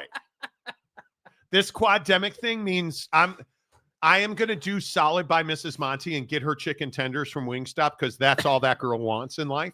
Dude. And the fact that she's training for this triathlon where she's doing an hour-long swim, hell no. Hell no. It's actually not that easy, but for me, it was easy. I did a Peloton ride the other day, one of these stupid hit rides where you like stand up, sit down, stand up, sit down. Pedal harder, turn the knob, bro. Like all of that stuff. Turn the knob, bro. Right? Like, I will have a Super Bowl party at my house for like 2 people. Right. That'll be it. Including the dog is one of those people. That's right. Because I'm sure my wife will divorce me after this show. But my point is, all I'm telling you is, no, I'm not having I'm not in big group mode right now.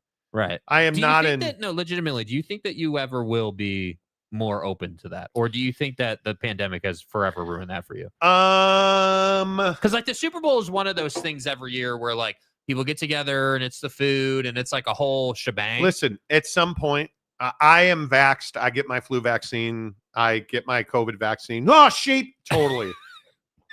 Totally. The government's tracking me with mini drones in my blood system. Right, right. Cool, bro. Yeah. At some point, Super Bowl party or otherwise, like I go out to dinner last week and I went to Roots up in Park City. Yeah. Packed. But like when you were there, you were thinking about it. I did think about it. And we went out to dinner the other night and there was this Karen with a hacking smoker's cough. Yeah. We went out to this place at the district. Yeah. I was like, bro.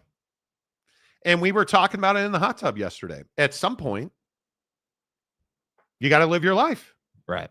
Right? At some point, you got to live your life. Not when people are spraying out of both ends. I'm not ready to live my life at that point. Yeah. I'm not. I don't want to be around it. And if you have kids, don't call me. So they're saying don't that this is 4 different viruses at once that people It is this quaddemic thing. It's called the quad virus. Uh-huh. And it is COVID-19, which is up significantly. It's wintertime. Right. Yeah. It's cold and flu season. I think we all get it. Right. But it is influenza A, the flu, quad virus, RSV, which is up 8.8%. I'm not here for it. The norovirus, which is what sprays out of both ends. No, I'm not here for it, man. I'm good. And you look at these golfers that are testing positive for multiple viruses. Yeah. Which is quite fascinating considering they're outside most of the time. I'm not feeling that, right? Like, and a lot of this is kids go to school and they bring it home because kids are little incubators. Yeah. And so it's not new. It is not new. Yeah. But I would love to have a big ass Super Bowl party and have everybody over and, Carruthers. I had a teacher in middle school who said Taylor Swift looks like a horse. I had a 7th grade teacher, Miss Hill, that leaves Swift and Adriana behind. Hey, I had some teachers that, didn't we all fantasize about our teachers though? Come on, man. Yes. Taylor Swift is the biggest pop star ever. Deal with it. I don't hate Taylor Swift. Yeah, I don't. All jokes aside, I don't really have a problem with Taylor Swift. Taylor Swift is just just happens to be part of the equation. It's not legit. It's not her fault that the telecast constantly shows her celebrating in the press box. She also doesn't hate it. She doesn't hate it. She doesn't hate it, but I don't think that she's actively looking for it. If you weren't actively Like I don't think that she goes out of her way. She doesn't do anything to make them put the camera on. But then why her. do the whole runway thing walking into the stadium? But seriously, why do the whole perp walk out of the stadium? What is the runway thing? She's just walking into the building, dude. Like it's not like she's going in the main entrance. She's going in go in the back door. I've heard she likes that. Okay, that was too far. What? She likes going in the back door of stadiums so people don't see her coming in. But yet she's doing the runway thing. I don't think that I was trying to cover what I don't think that she does anything to court the telecast. Yeah, she's just who she is. All I'm saying is the Chiefs are making a living on this girl. I don't think she's a terrible talent. I don't hate her music. I just don't happen to see her as a sex symbol like every other dude on the planet. I just am not there. Red Wine, I went to the Chiefs-Bengals game this year.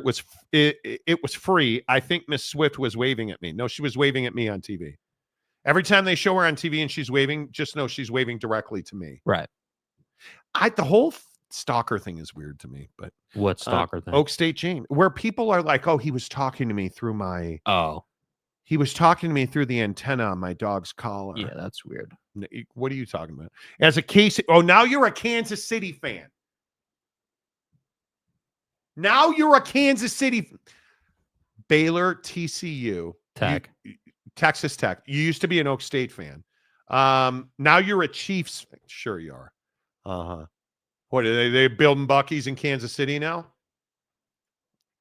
I actually think there are Buc-ee's in Kansas City. Are there really? I'll never go there again. So what does it matter? The Eagles should thank all the gullible teams that have traded with them. I agree with that.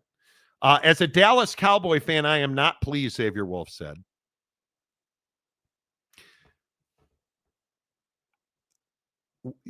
What on earth is Jerry Brian Jones doing? Schottenheimer. What the hell are you doing? Pull up really quick. We have the Brian Schottenheimer. Look at the odds. Last Friday, we had the odds, and Schottenheimer was leading the group, right? He was leading the group, but the list of the names of other dudes, it's a little higher up, of other dudes on this list that Jerry could have hired. Like, look at the other options here, and you went with Schottenheimer. Like, Cliff Kingsbury. Did you not want to wait? Cliffy makes a lot more sense than Brian Schottenheimer. Bobby Saleh, which doesn't make a lot of sense, No. but he at least was a head coach. Like, yeah, I don't understand Deion. Brian Schottenheimer. Even over Dion, I don't understand. what are we doing, Jerry? I don't understand. And then we're going to be surprised that Jerry is more successful at doing an acting bit on Landman than he is on actually putting together a Super Bowl caliber football team. Like, come on, dude. Yeah, I don't know. I don't know what Jerry Jones is thinking. Like, is this just the comfortable pick because he's been in your organization? Obviously, is that what this is? Is this like, hey, I just want to hire the guy that will continue? He was their offensive coordinator. Yeah, like, am I just going to hire the guy that's going to continue to allow me to do whatever I want to do? He's been everybody's offensive coordinator. Yeah, like, I mean, this is not. I don't know. I when we talk about things that I'm at the end of my rope with, I am at the end of my rope with the refs Chiefs thing, and I'm also at the end of my rope with expecting Jerry Jones to do anything different than he's ever done, because he's not going to change. No, I don't think that he's going to change. Xavier Wolf, Ariana Grande, also a 10 out of 10 hottie. Okay, Grande before Ozempic was she did. So here's the deal. This is from pull up a picture of her. Like 3 to 4 years ago, because she was in Wicked, and she had to get really, really skinny for Wicked to play that part. And it is weird. So gross. It's really not great. And it's not, yeah, she was definitely more attractive before the Wicked part, in my opinion. But is she a 10 out of 10 hottie? That feels. Here's one right here. This is, you guys understand the picture I'm about to put up here. Look at the one that's on the screen now, and just embrace the fact that these people, yeah, these are the same people. Those are the same people. Now, here's the thing I want you guys to pay attention to. Look at how much skinnier her neck and her face are, because she had to lose all this weight for this part. Oh, like wild. This is not good. This is not good. Amazing. Not amazing. Awesome. Everyone said she did an amazing job in Wicked, though. I never saw it. Bro. Is it, how do I phrase this correctly? Is it bad when somebody loses weight? You're like, oh, I wonder if they're on the needle. Are they on the dope? Are they on the stuff? Anybody that loses weight. Now, as somebody who is losing weight, it's really hard to lose weight. It is. Yeah. Yeah. I'm not taking the needle. I'll never take the dope. I just think you're messing with your chemistry. Okay. See, James, you say stuff. Ariana Grande is not attractive. Okay. If you, bro, what do you mean? From the guy who has zero credibility after saying your wife was ugly. Dude, I James? actually the phrase was not hot. Not hot. Yeah. Thank you. I agree. Jeremy Bolton, she does not. I This agree. is not. This is too skinny. This is not healthy. That is not. This is what disease has taken your energy in your life. Yeah. Hollywood telling you have to be skinny for the Wicked role. That's brutal, dude. That's what it is. Do you judge people who lose weight using Ozempic or any other semaglutide? Initially, so when Brian Dayball went through his thing, Jake, didn't he say it wasn't the needle? He said it was. He said it wasn't the needle. It was. What was it? He said it was the stretchy thing. Oh my God. Pilates. He said it was Pilates. I didn't buy that. That his wife's best friend opened a Pilates studio. Yeah, I didn't buy that, but maybe it's true.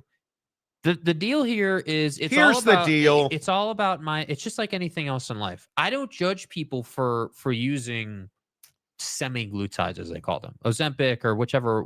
There are many of them now. I can't remember the name of the other one. Yeah, I don't judge people for doing that. What I judge people for is if you're doing it, but then you're like, no, I didn't do that. No, like you're in the closet using it. Like instead, it's much like if you're on the dope, just say it. Just say, hey, like this is a better fit for me. This works better in my lifestyle. And it's fine. Like I'm good with it. I don't listen. If there is something that helps people become the version of themselves that they want to be, I'm good with that. I have no issue with that. The only issues I've ever had with the shot is people who run from using it, right? Who take it but say, "Oh no, I didn't do it. I did it all natural." Well, no, you didn't. No, no, you shouldn't say that. That's being dishonest. And the other issue I have is when people are like, "Hey, well, I'm just going to be on the shot forever." No, and it's going to be no, perfect. You're not. And it's like, no, dude, it doesn't work that way. But just straight up, if someone said, hey, yeah, I'm taking Wegovy or I'm taking, Ozempic or, whatever it is, whichever one. And I'm doing that because I want to accomplish this goal so I can do this. Okay, cool, dude. I have no problem with that, man. That is absolutely, positively, 100% okay. I have no problem with that at all. Just be transparent about it. Just be...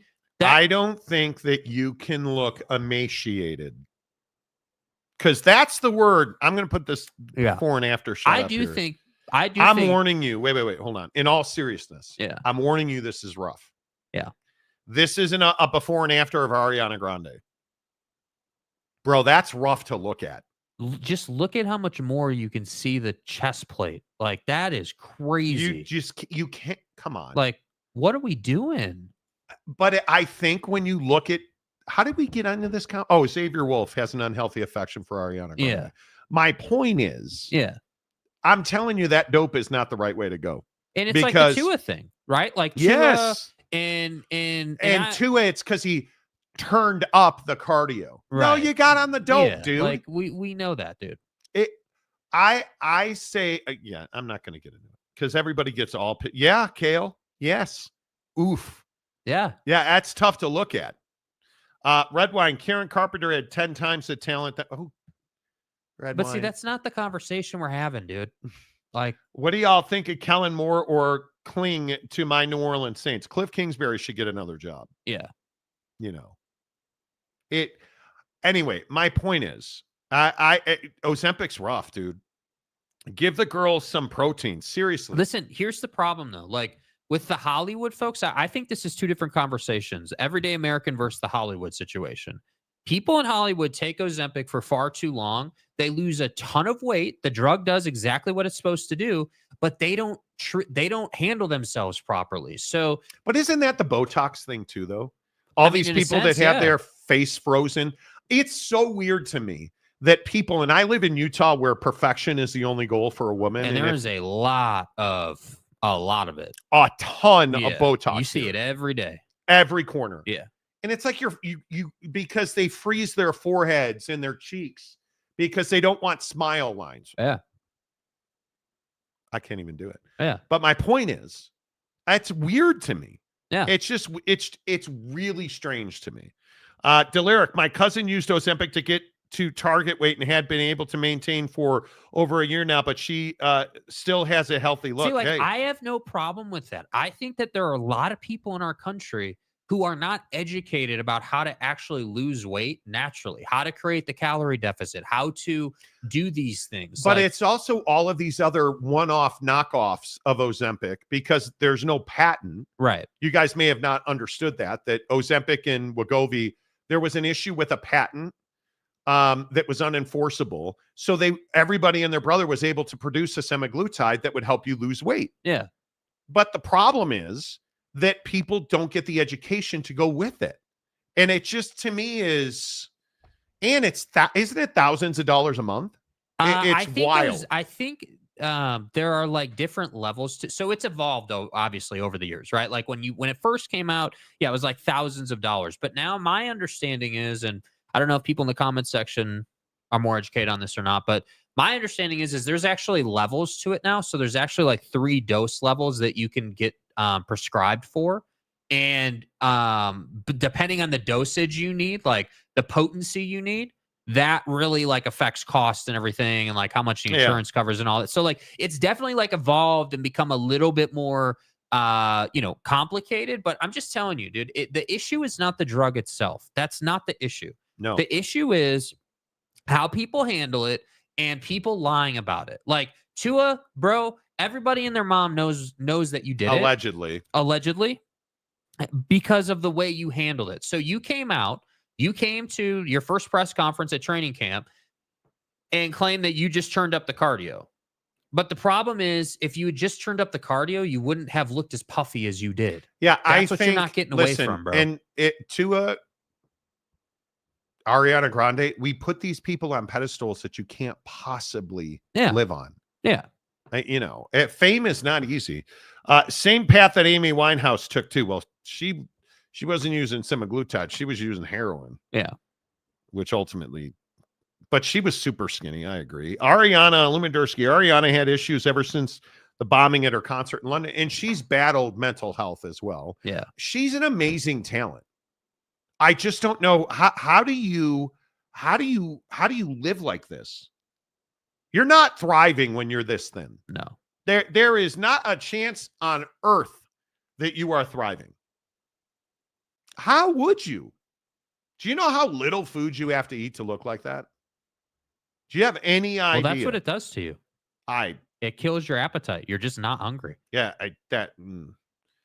that's wild to me. Yeah. That's no. Caneur and lemon juice and grapefruit. Okay. I don't know what that means, bro. Ozempic. Ooh. Buckshot Blue Raz. Love it. Had one this morning, in fact. G says, I think it's around $1,000 a pin, give or take, dude. That's so much money. Yeah. So much money. Joseph Carruthers, losing hair makes la cabeza muy fea. Okay, whatever that means. Yeah, whatever that means, dude. Hey, dude, I will tell you that being a celebrity is too difficult. Desperate enough to look forward to college all-star games. Okay. I was expecting the Ariana Glaze. I wasn't expecting the Ariana Glaze this morning. Hey, man, we talk about it all. Yeah. We talk about it all. Yeah. Kim Coulter. Hello, Kim Coulter. Show has been great this morning. Appreciate it. Good to see you. Kim. She looks like a stop. Yeah, that's too far. Don't fall into the pedestal trap, Monty, dude. I'm telling you, what we do to famous people in this country, I am so glad that I am not famous actor, like celebrity. Like I can't imagine how difficult it is every day to wake up and have people call you fat or like, I am thrilled to be at a point in my life where I just don't care what people think. But can you imagine being a woman in Hollywood? Yeah. I mean, having part of your job is to have your body in shape for whatever role you're trying to play. Dude. And that role, I'm telling you, that role for Wicked is gnar. Like she had to be. Was the paycheck worth it?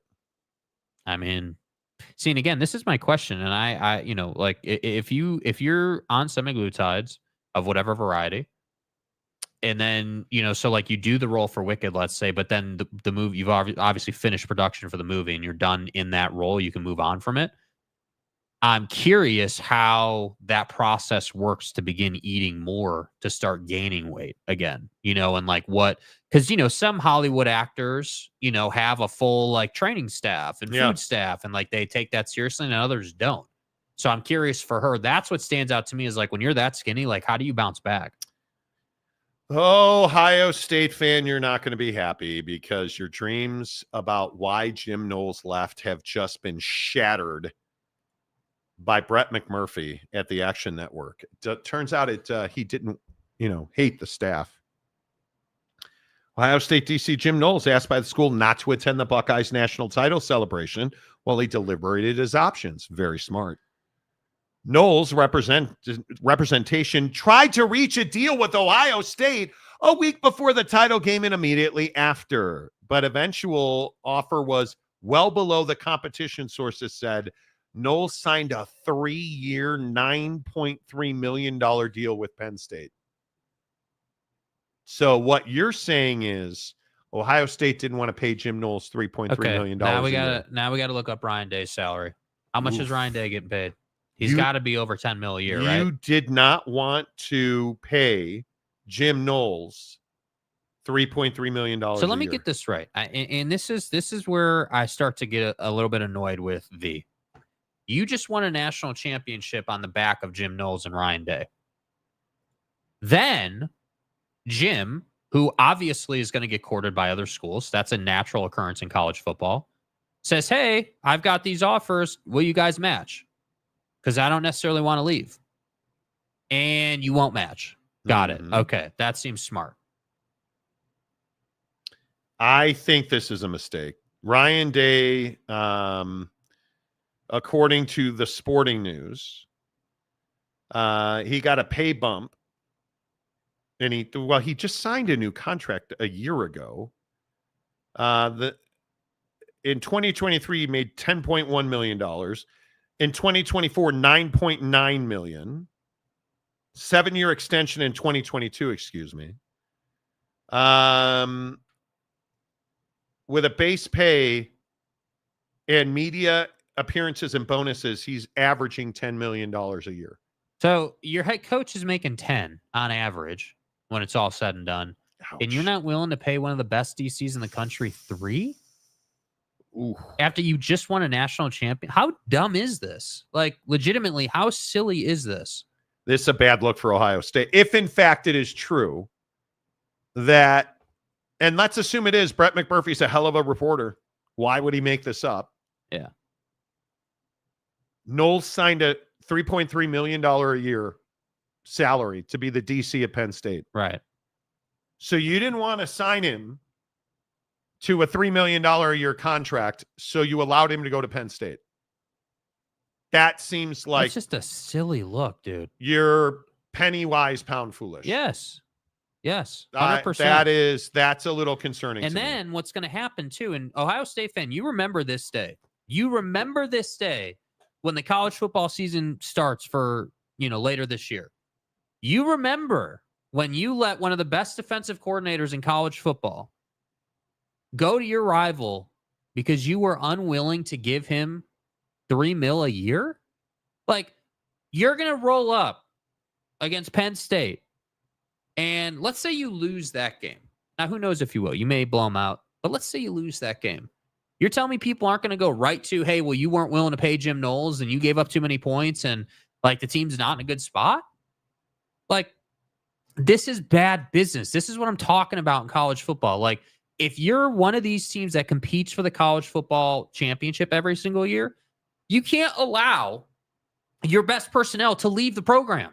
You can't, like I understand Brett's tweet here, right? Like, hey, we don't want you at the national championship celebration because you're weighing your options, right? So we don't want you talking to the players and mingling and, this getting out and everything. So just go ahead, deliberate on your decision. Let us know what you think. Oh, okay. I get down with that. Makes total sense. I totally get it. But the idea that you would, after winning a national championship, after making all that money, after having all the success, that you wouldn't re-sign this guy to $3 million a year. We're not saying $7 million. $3 million a year is not that much for Jim Knowles. It's a bad look. I don't even know how you. My God, I don't know how you justify it. And this idea that he went to Penn State, it's ridiculous. You can absolutely, positively not allow Jim Knowles to go to Penn State. And now that we know the number was $3.3 million, and he wanted his representation approached Ohio State about an extension before and after the championship, and you wouldn't do it. Yeah, I mean, that makes it even worse. These notions that, Ohio State said they would match and Knowles didn't give him the chance. They did.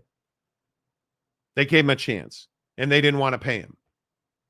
And it makes Ohio State look cheap. And you know what else it makes Ohio State look like? Somebody who now we won a championship. Let's pull back a little bit. Yeah, let's up that profit margin quite a bit. That's what this looks. This is a really bad look for Ohio State. Yeah. And I know that that's not going to be popular. And I know that we have a lot of Ohio State fans who listen to the show. This is incredibly disappointing because you are now inarguably in a development period on your defense. You're going to have upperclassmen there, but you're losing a significant amount of top performers to the NFL. You need cohesiveness on that defense right now. The last thing you need is to watch him walk away. It's a huge problem. Yeah. It is a huge problem. And I don't know. This is an interesting point by UW Van James, who's been a member for 18 months. I have a hard time seeing the top talent at Ohio State going to Penn State. That is a prideful group of dudes. Yeah. You don't leave Ohio State to go to Penn State as a player. You don't even do that as a head coach, which this feels like no, Colonel Ingus, you're wrong. There's no indication that he was invited to the celebration. Ohio State fan, I need you to get to terms with the fact that your opinion is wrong on this. Yeah. It's stuff like this where, he was invited. He chose not. He's the asshole. Au contraire, because now one of the biggest national media members in college sports is saying that they asked him to stay away while he was considering his options. So stop sugarcoating it. Yeah. Stop trying to. I blame Jim Knowles for going to. I blame Jim Knowles for going to Penn State. 100%. This is treason. Ohio State has a significant hand in it because they would not pay him $3 million a year to stay at Ohio State. It's just astounding. It's wild to me. This is a money business now. This is not, we got to make sure that he gets his scholarship and education. This is about winning games and making money. That's what college football is now. And the idea that you wouldn't pay Jim Knowles $3 million is atrocious. It's offensive. It's ridiculous. Yeah. And I don't want to hear about the Ohio State fans saying, well, Monty, what about the coaching staff? What has that got to do with you not matching a salary from Ohio State? Because there is no way to spin this now. There is no way to spin this now. And again, for perspective, man, Pete Kwiatkowski is making about $1.8 million a year right now. Yep. Didn't win a national championship.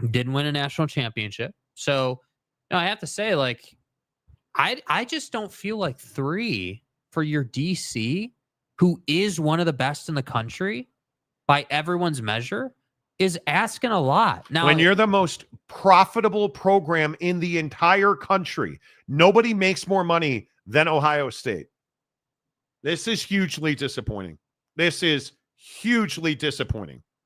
I can't. And why is it always this way for Ohio State? Why is it always, hey, we won a big game, but, because that's what I feel like it is, man.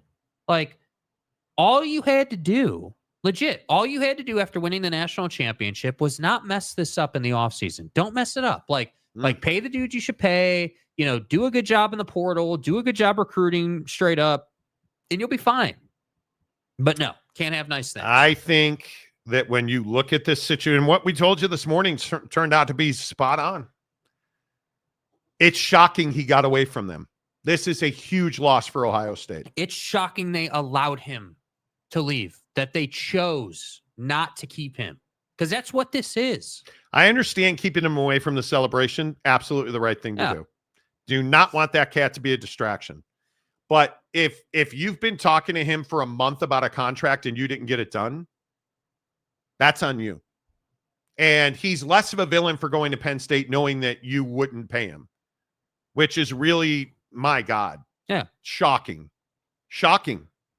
And I continue to say it's shocking. I don't know, man. It's the leadership at Ohio State does some dumb things. And I don't know, again, I don't know how involved or which side Ryan Day would have been on if Ryan Day would have advocated to pay, to match. Well, it's his decision. Yeah. It is his decision. There is no question about it. But you can't tell me Ryan Day is like, hey, I'm not willing to pay Jim. That doesn't make sense. But this is where the friction on the coaching staff that we talked about earlier, which we've heard for a month, 6, 8 weeks now. This is where that comes in. Did Ryan Day go to bat for Jim Knowles? I don't know that we ever know the answer to that question. I mean, somebody in Columbus needs to ask Ryan Day the difficult questions. Somebody in Columbus needs to go to him and say, what happened? Because this is no longer, well, Jim Knowles just wanted out. Because he's been asking for a contract for a month. Yeah. So the idea that Jim Knowles just wanted out, that doesn't really hold water anymore. Yeah. The idea that there was friction on the coaching staff and he wanted out because of it. Well, then why is he asking for a contract extension for a month? Yeah, I think the point about did Ryan Day go to bat for him is a good one. You think about like what's happened here. I mean, it doesn't support the idea that Ryan Day would have gone to bat for him. You're telling me that your national championship winning head coach went to the AD and said, hey, we need to keep this guy, and the AD just went against Ryan Day? Come on now. And this is Brett McMurphy reporting. Yeah, this isn't some schmuck, dude. This is that Knowles' representation tried to reach a deal with Ohio State a week before the title game and immediately after. But eventually the offer was well below the competition. Now we need to know, did Ryan Day go to bat for Jim Knowles? Yeah, I don't think that I would say likely not. I mean, I just don't think anything here supports the concept that he did. I would agree with that. You can't tell me that Ryan Day, because it is true. I agree with I've seen a couple comments that Ryan Day doesn't, quote unquote, sign the checks. But Ryan Day's voice and opinion is the leading, he's not exactly saying, hey, we got to keep this guy, life and death. Yeah. But like Steve Sarkisian is going to murder people to keep Pete Kwiatkowski on his staff. Yeah. Yeah. I don't think that Ryan Day went to bat for this guy. It's just my opinion. Obviously, we don't have facts to back that up, but I don't think that he did that. And I think that, we'll have to see. If you let this guy walk to Penn State, you damn well better have a replacement. You better have a really good reason. Like there better be a reason. And yes, I agree. Someone better ask about this because this is a big deal. It's a very big deal. This is a trajectory change for Ohio State. And one of the things I wanted to talk about today that we didn't get to yet, are you still plus 500? Are you still plus 500? When you look, this is Circa Sports in Vegas. To win the national championship, Ohio State is the odds-on favorite at plus 500. I mean, Georgia, Oregon, Texas, Penn State, Alabama. Doesn't Penn State move up now? Yes. Come on. How Ohio do they not? State should still be in the lead, but Penn State moves up. How do you not? And I think those odds change depending on who they hire. With all of the attrition at Ohio State on the defense, Julian Sands got proving to do, and now you lost the best defensive coordinator arguably in college football. I think there's a lot of questions to be asked. And same thing I would say about Texas, but Texas is as deep as the ocean, dude. Like Texas has a ton of talent and Arch Manning, right? Yeah, I just, this whole situation just bothers me. I got to like whether it's the odds, whether it's their image, whether it's, how the conversation that they were having with Knowles is being reported. Like, and again, I'm not saying Brett's doing anything wrong. I'm just saying, like, hey, this is the narrative right now. The Ohio State media will get to the bottom of it. Yeah. You can just own it because the media that covers Ohio State generally will ask the right question when given the opportunity. And I think we will get to the bottom of it. I mean, and Ryan Day's brother is a private investigator. Ask any Michigan fan. So we're gonna know that we're gonna find out.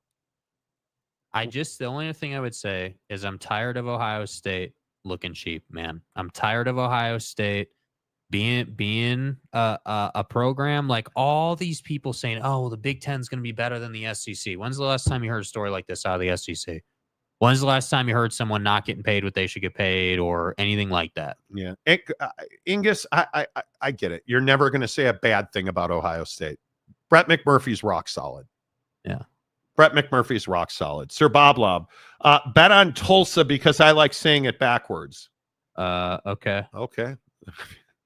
Look, Aslett is a really good university with a terrible football program. Right, yeah. So, Brandon Butler, I don't think any numbers should be released till after the spring transfer window. I think we need one transfer window, in my opinion. And with some exceptions, situationally. A coach gets fired. Yeah. I totally get it. Ferris Khan, Michigan beat Ohio. Who cares? Guy, I'm so tired of hearing about Michigan. It's why Michigan fans are the worst fans in all of college sports. Yeah. You truly are the worst fans in college sports. You're a laughingstock. You're an embarrassment. And you just keep, oh, well, go, leave. Texas did the right thing by extending Sark. They are going to be good for a long time. Totally agree. And Sark has built, again, I think the staff now matters more than it ever has. Yeah. Colorado losing Phil Lodeholt is a big deal as their offensive line coach. That's a big, big deal. Yep. Huge deal. You don't lose guys like Jim Knowles and Phil Lodeholt and be like, no big, well, just replace. No, you don't just replace those guys. Yeah. You don't just replace those guys. Big Papa War Machine. You can trust Brett because of the stash. It demands respect. Facts. He's a really good reporter. Yeah. He is a really good reporter. So, Sir Bob Lob, most assistants are on a 1-year deal. Yeah. Again, Ingus, what does this matter? It's irrelevant. It means nothing. It shows you don't know how the game is played. Didn't Knowles sign it? No, it doesn't matter if he did or didn't. It doesn't matter. And I don't believe he did. I could be wrong. Ohio State fan, I just want you to be better than he signed an extension. What does it matter now? Are we in court battling to keep him at Ohio State? No, they held the door for him. Yeah. What does it matter? What does it matter? Ferris and Michigan is regular season champs at 7-0. The arrogance and stupidity of Michigan fan wears me out. Yeah, it's so tired. Like, I just am. Connor Stallions was a lone wolf. No, he wasn't. And we all know he wasn't. And Ferris, you're the same guy who's like, nobody ever cheated. And okay. The FBI. You're the guy that was running out Ryan Day's brother at the beginning of that story. It's so ridiculous. Brandon Butler. Transfer window needs to happen after the championship game. Built-in disadvantage to teams in the CFP. I think we're going to have one transfer window. It'll be 6 weeks, and it'll be in the spring. Yeah. And if your coach quits or gets fired, you have 30 days to transfer. As simple as that. As simple as that. You should, because what you're doing when you have a kid that transfers after the first month of the season to save eligibility, like all you're doing is damaging the kid in the program. You have to find a way that makes it work for. There's no perfect system. Yeah. There can't be a transfer window in December. No, it's impossible. It is impossible. Does not work. It just is. Yeah. Damian, when is the next transfer portal date, Monty? After spring ball, the spring window. Oak State getting Doug Meacham from TCU. Is it? No, it's not. No, it is not. Oak State fan, Michigan fan. Okay, James. Tell us, why is that a big upgrade?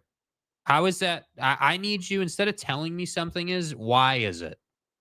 That's what I want to know. Why? If Haas Hengy, and I think Oak State fans are starting to come around to this, if Haas Hengy is such an amazing quarterback, how has he not played meaningful reps? Just asking. How has he not played meaningful reps? As you're a freshman coming in as quarterback. How are you not getting meaningful reps on any level? Because you're unproven. And I love that he's dynamic and explosive. What? So much so that he couldn't get on the field at TCU. And you lost your best receiver. You lost two of your best defensive players. You did not recruit well. You have not portaled well. And you hired old men as your coordinators. Oak State's not going to be better. Unless you win the conference, what does it matter? That's the thing. And again, Oak State fan coming at me in the comments section about Utah, and Utah did the exact same thing that Oak State did. You truly believe that you can compare the nothing burger that is Oak State's offseason, including where you cut the coach's salary. In order for him to keep his job, he had to take a significant salary decrease. You hired two really uninspiring coordinators. You think that's akin to Utah hiring Jason Beck, who oversaw one of the top offenses in all of college football last year, which nobody disagrees with, bringing in his quarterback and his running back, having one of the best offensive lines in the conference already with the best right tackle in the conference. You think that's similar to what Oak State did? You guys, it's remarkable to me. Yeah. It just, Cale Mitchell, thank you, man. As a Michigan State fan, this is satisfying. Michigan fans are second worst fans in all of sports. Could be. I know you will call me a hater, but I'm not a Sark believer. Texas has all the horses and none of the trophies. Can't disagree with that. Steve Sarkisian is James Franklin. So wait, then let me ask you this then, and I'm being genuine. So are you then a believer in Jed Fish? Were you a believer in the former regime?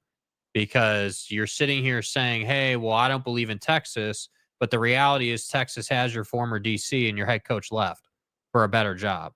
So I'm trying to understand what the benchmark is for having success, because if Sark is not a benchmark of success, I don't know what is. Like, he hasn't won a championship. Yeah, but he's in the college football playoff with regularity now.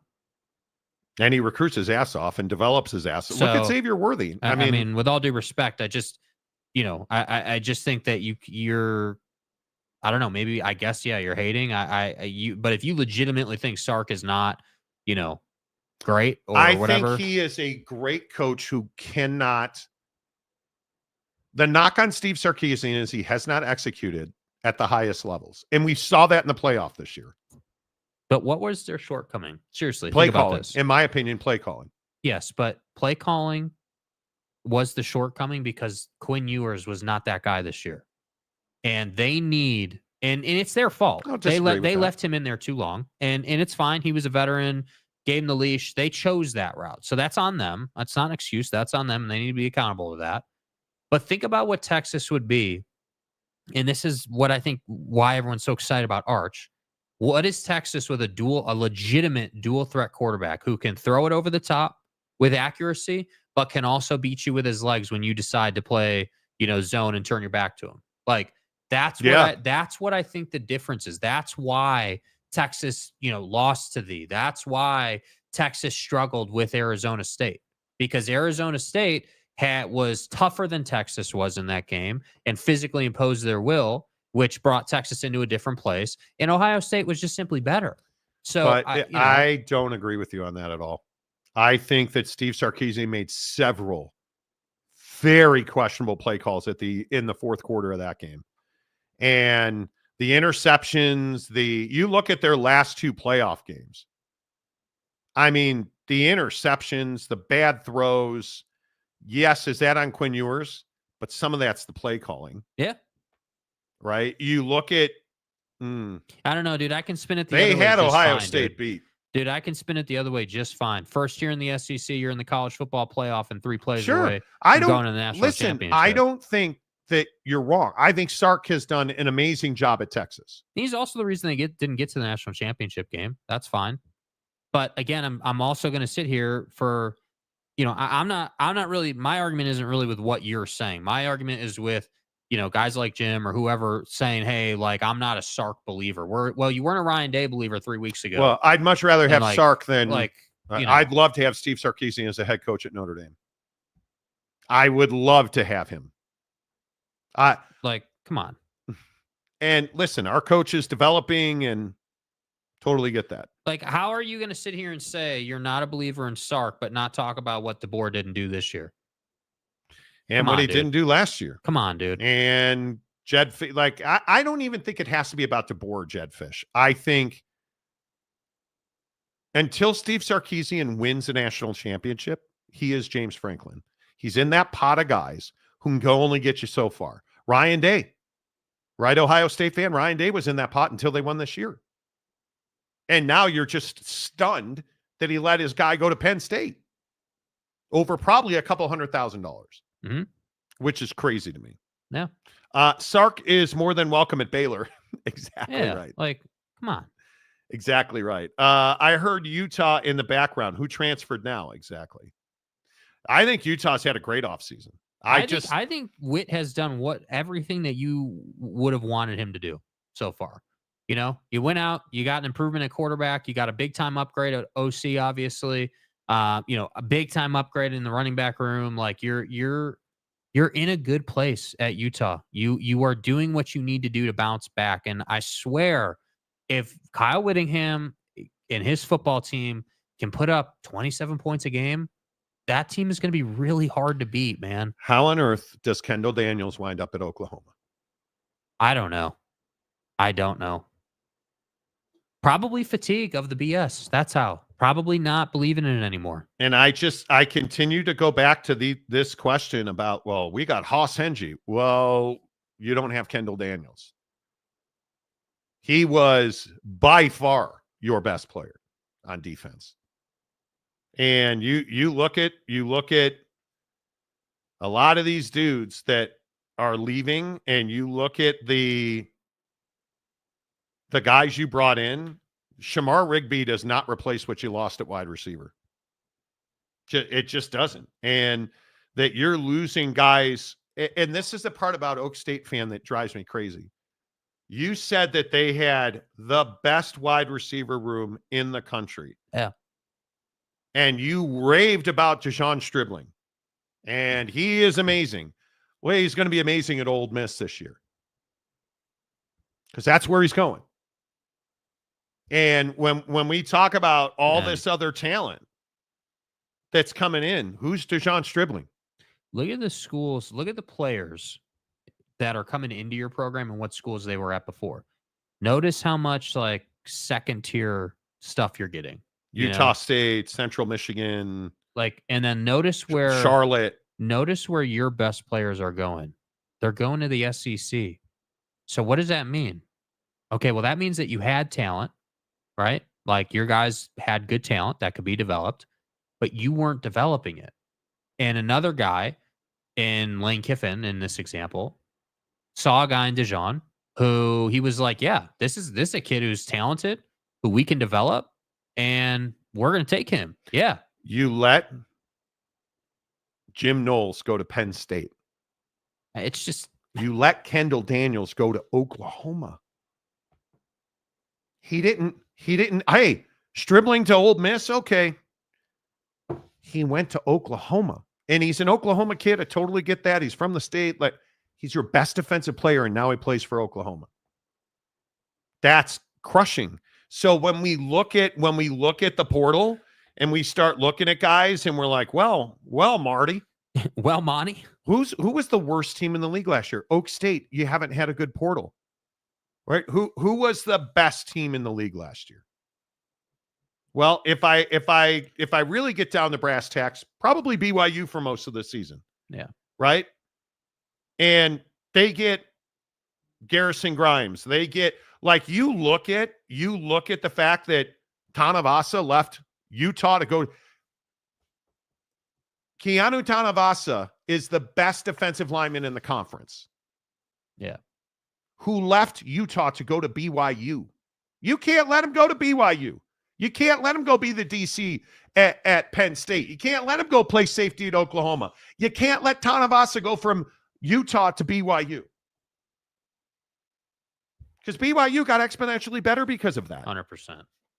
Then Andrew Gentry went from Michigan to BYU. BYU had a phenomenal portal.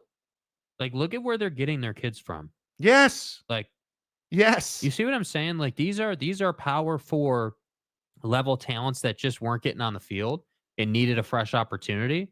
But I mean, we're looking at the list here. Akana from Texas, like, is a 4-star kid going to BYU now. Texas, Utah, Baylor, like, come on, man. It's just different. And that's why I'm saying, like, this was my point when the whole Mike Gundy thing was happening. You know, hey, like, you're going to keep this dude and then expect great things in the portal, and that's just not going to happen for you. That's not how it works. And so again, I go to, like, Texas Tech, one of the most disappointing programs in the country. And then you're like, well, how did they do in the portal? All they did was defense and running backs in the portal. And how, right? Quentin Joyner, a 4-star kid from USC, went to Texas Tech. So when we talk about, hey, how things are changing, I would expect Texas Tech to be significantly better when they're getting kids from, Romello Height, the edge, from a 92.4 edge rusher from Georgia Tech to Texas Tech. When you're getting Terry and Grant, who's one of the better corners, a 4-star corner at Purdue. Yeah. They're best players in the portal going to Texas Tech, right? You get Howard Sampson, the tackle from Carolina, right? You get Lee Hunter, the defensive lineman, and a really good one from UCF to Texas Tech. I'm telling you. Yeah. Oak State hasn't had a portal. So anyway, Sharice Adams, no one in this chat cares about Exogen except for you. That's nothing new. True. I am amazing. It is amazing. I am amazing. I am amazing. It is amazing to me that Michigan fan continues to live in a world where they are completely out of touch. Yeah. I just, Tech just paid tens of millions just to go 6-6 next year. They're going to be significantly better. Their problems will not be offense. Their problems were defense, have been, will be, until it's not. And what you saw Texas Tech do in the portal, and I go back to this with Baylor too. Baylor, you brought back 8-Ball Aranda. Mr. Clean gets a deal to come back. And so I say, okay, what are we doing to improve this team? Garrison Grimes is a pretty good loss to BYU, right? That's a pretty good loss. You have had Amarian Winston's a nice little pickup, 2-star linebacker from Oregon. Okay. Walker White, okay, decent pickup, depth at quarterback. You don't have a huge win in the portal, in my opinion. Yeah.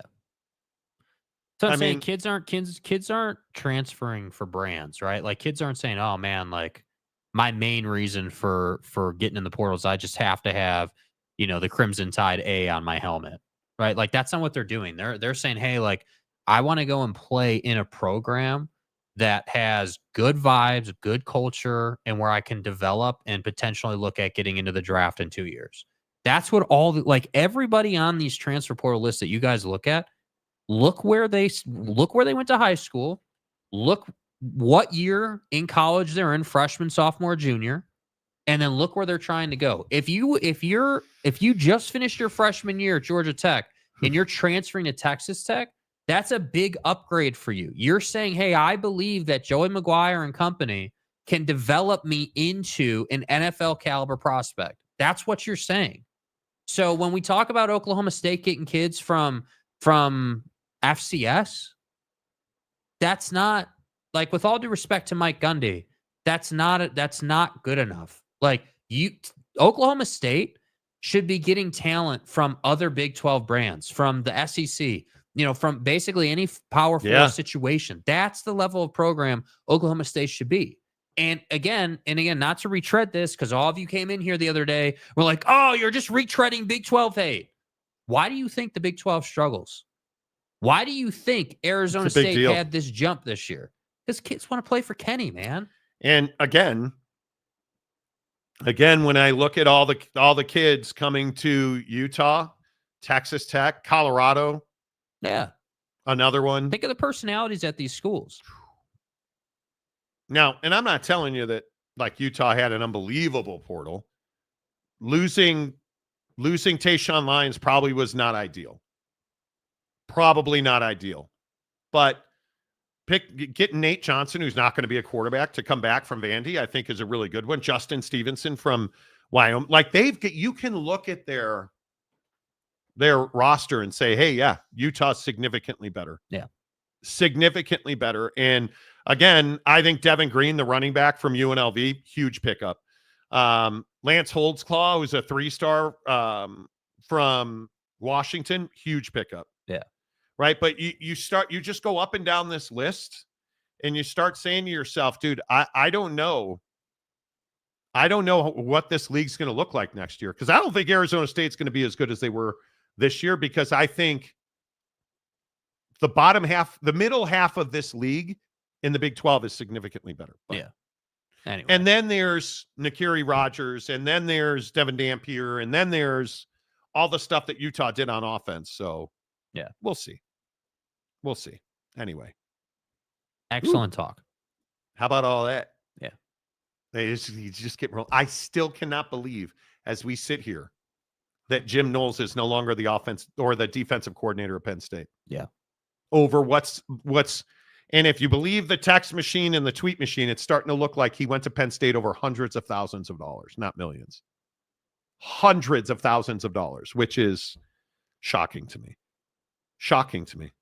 The Monty Show is always presented by The Advocates at theadvocates.com. The best injury attorneys in the business. Clear, risk-free advice when you need it most. Chat with an injury attorney live online, and it won't cost you a dime. 24/7, 365 at theadvocates.com. Thank you for being here. Please hit the like button on your way out the door. We'll be back tomorrow morning. Love talking to you guys. Ferris, if you didn't live in Carlsbad, there would be very, very little redeeming qualities about your comments. Love you all professionally. Until tomorrow, say goodbye, Jake. Goodbye, Jake.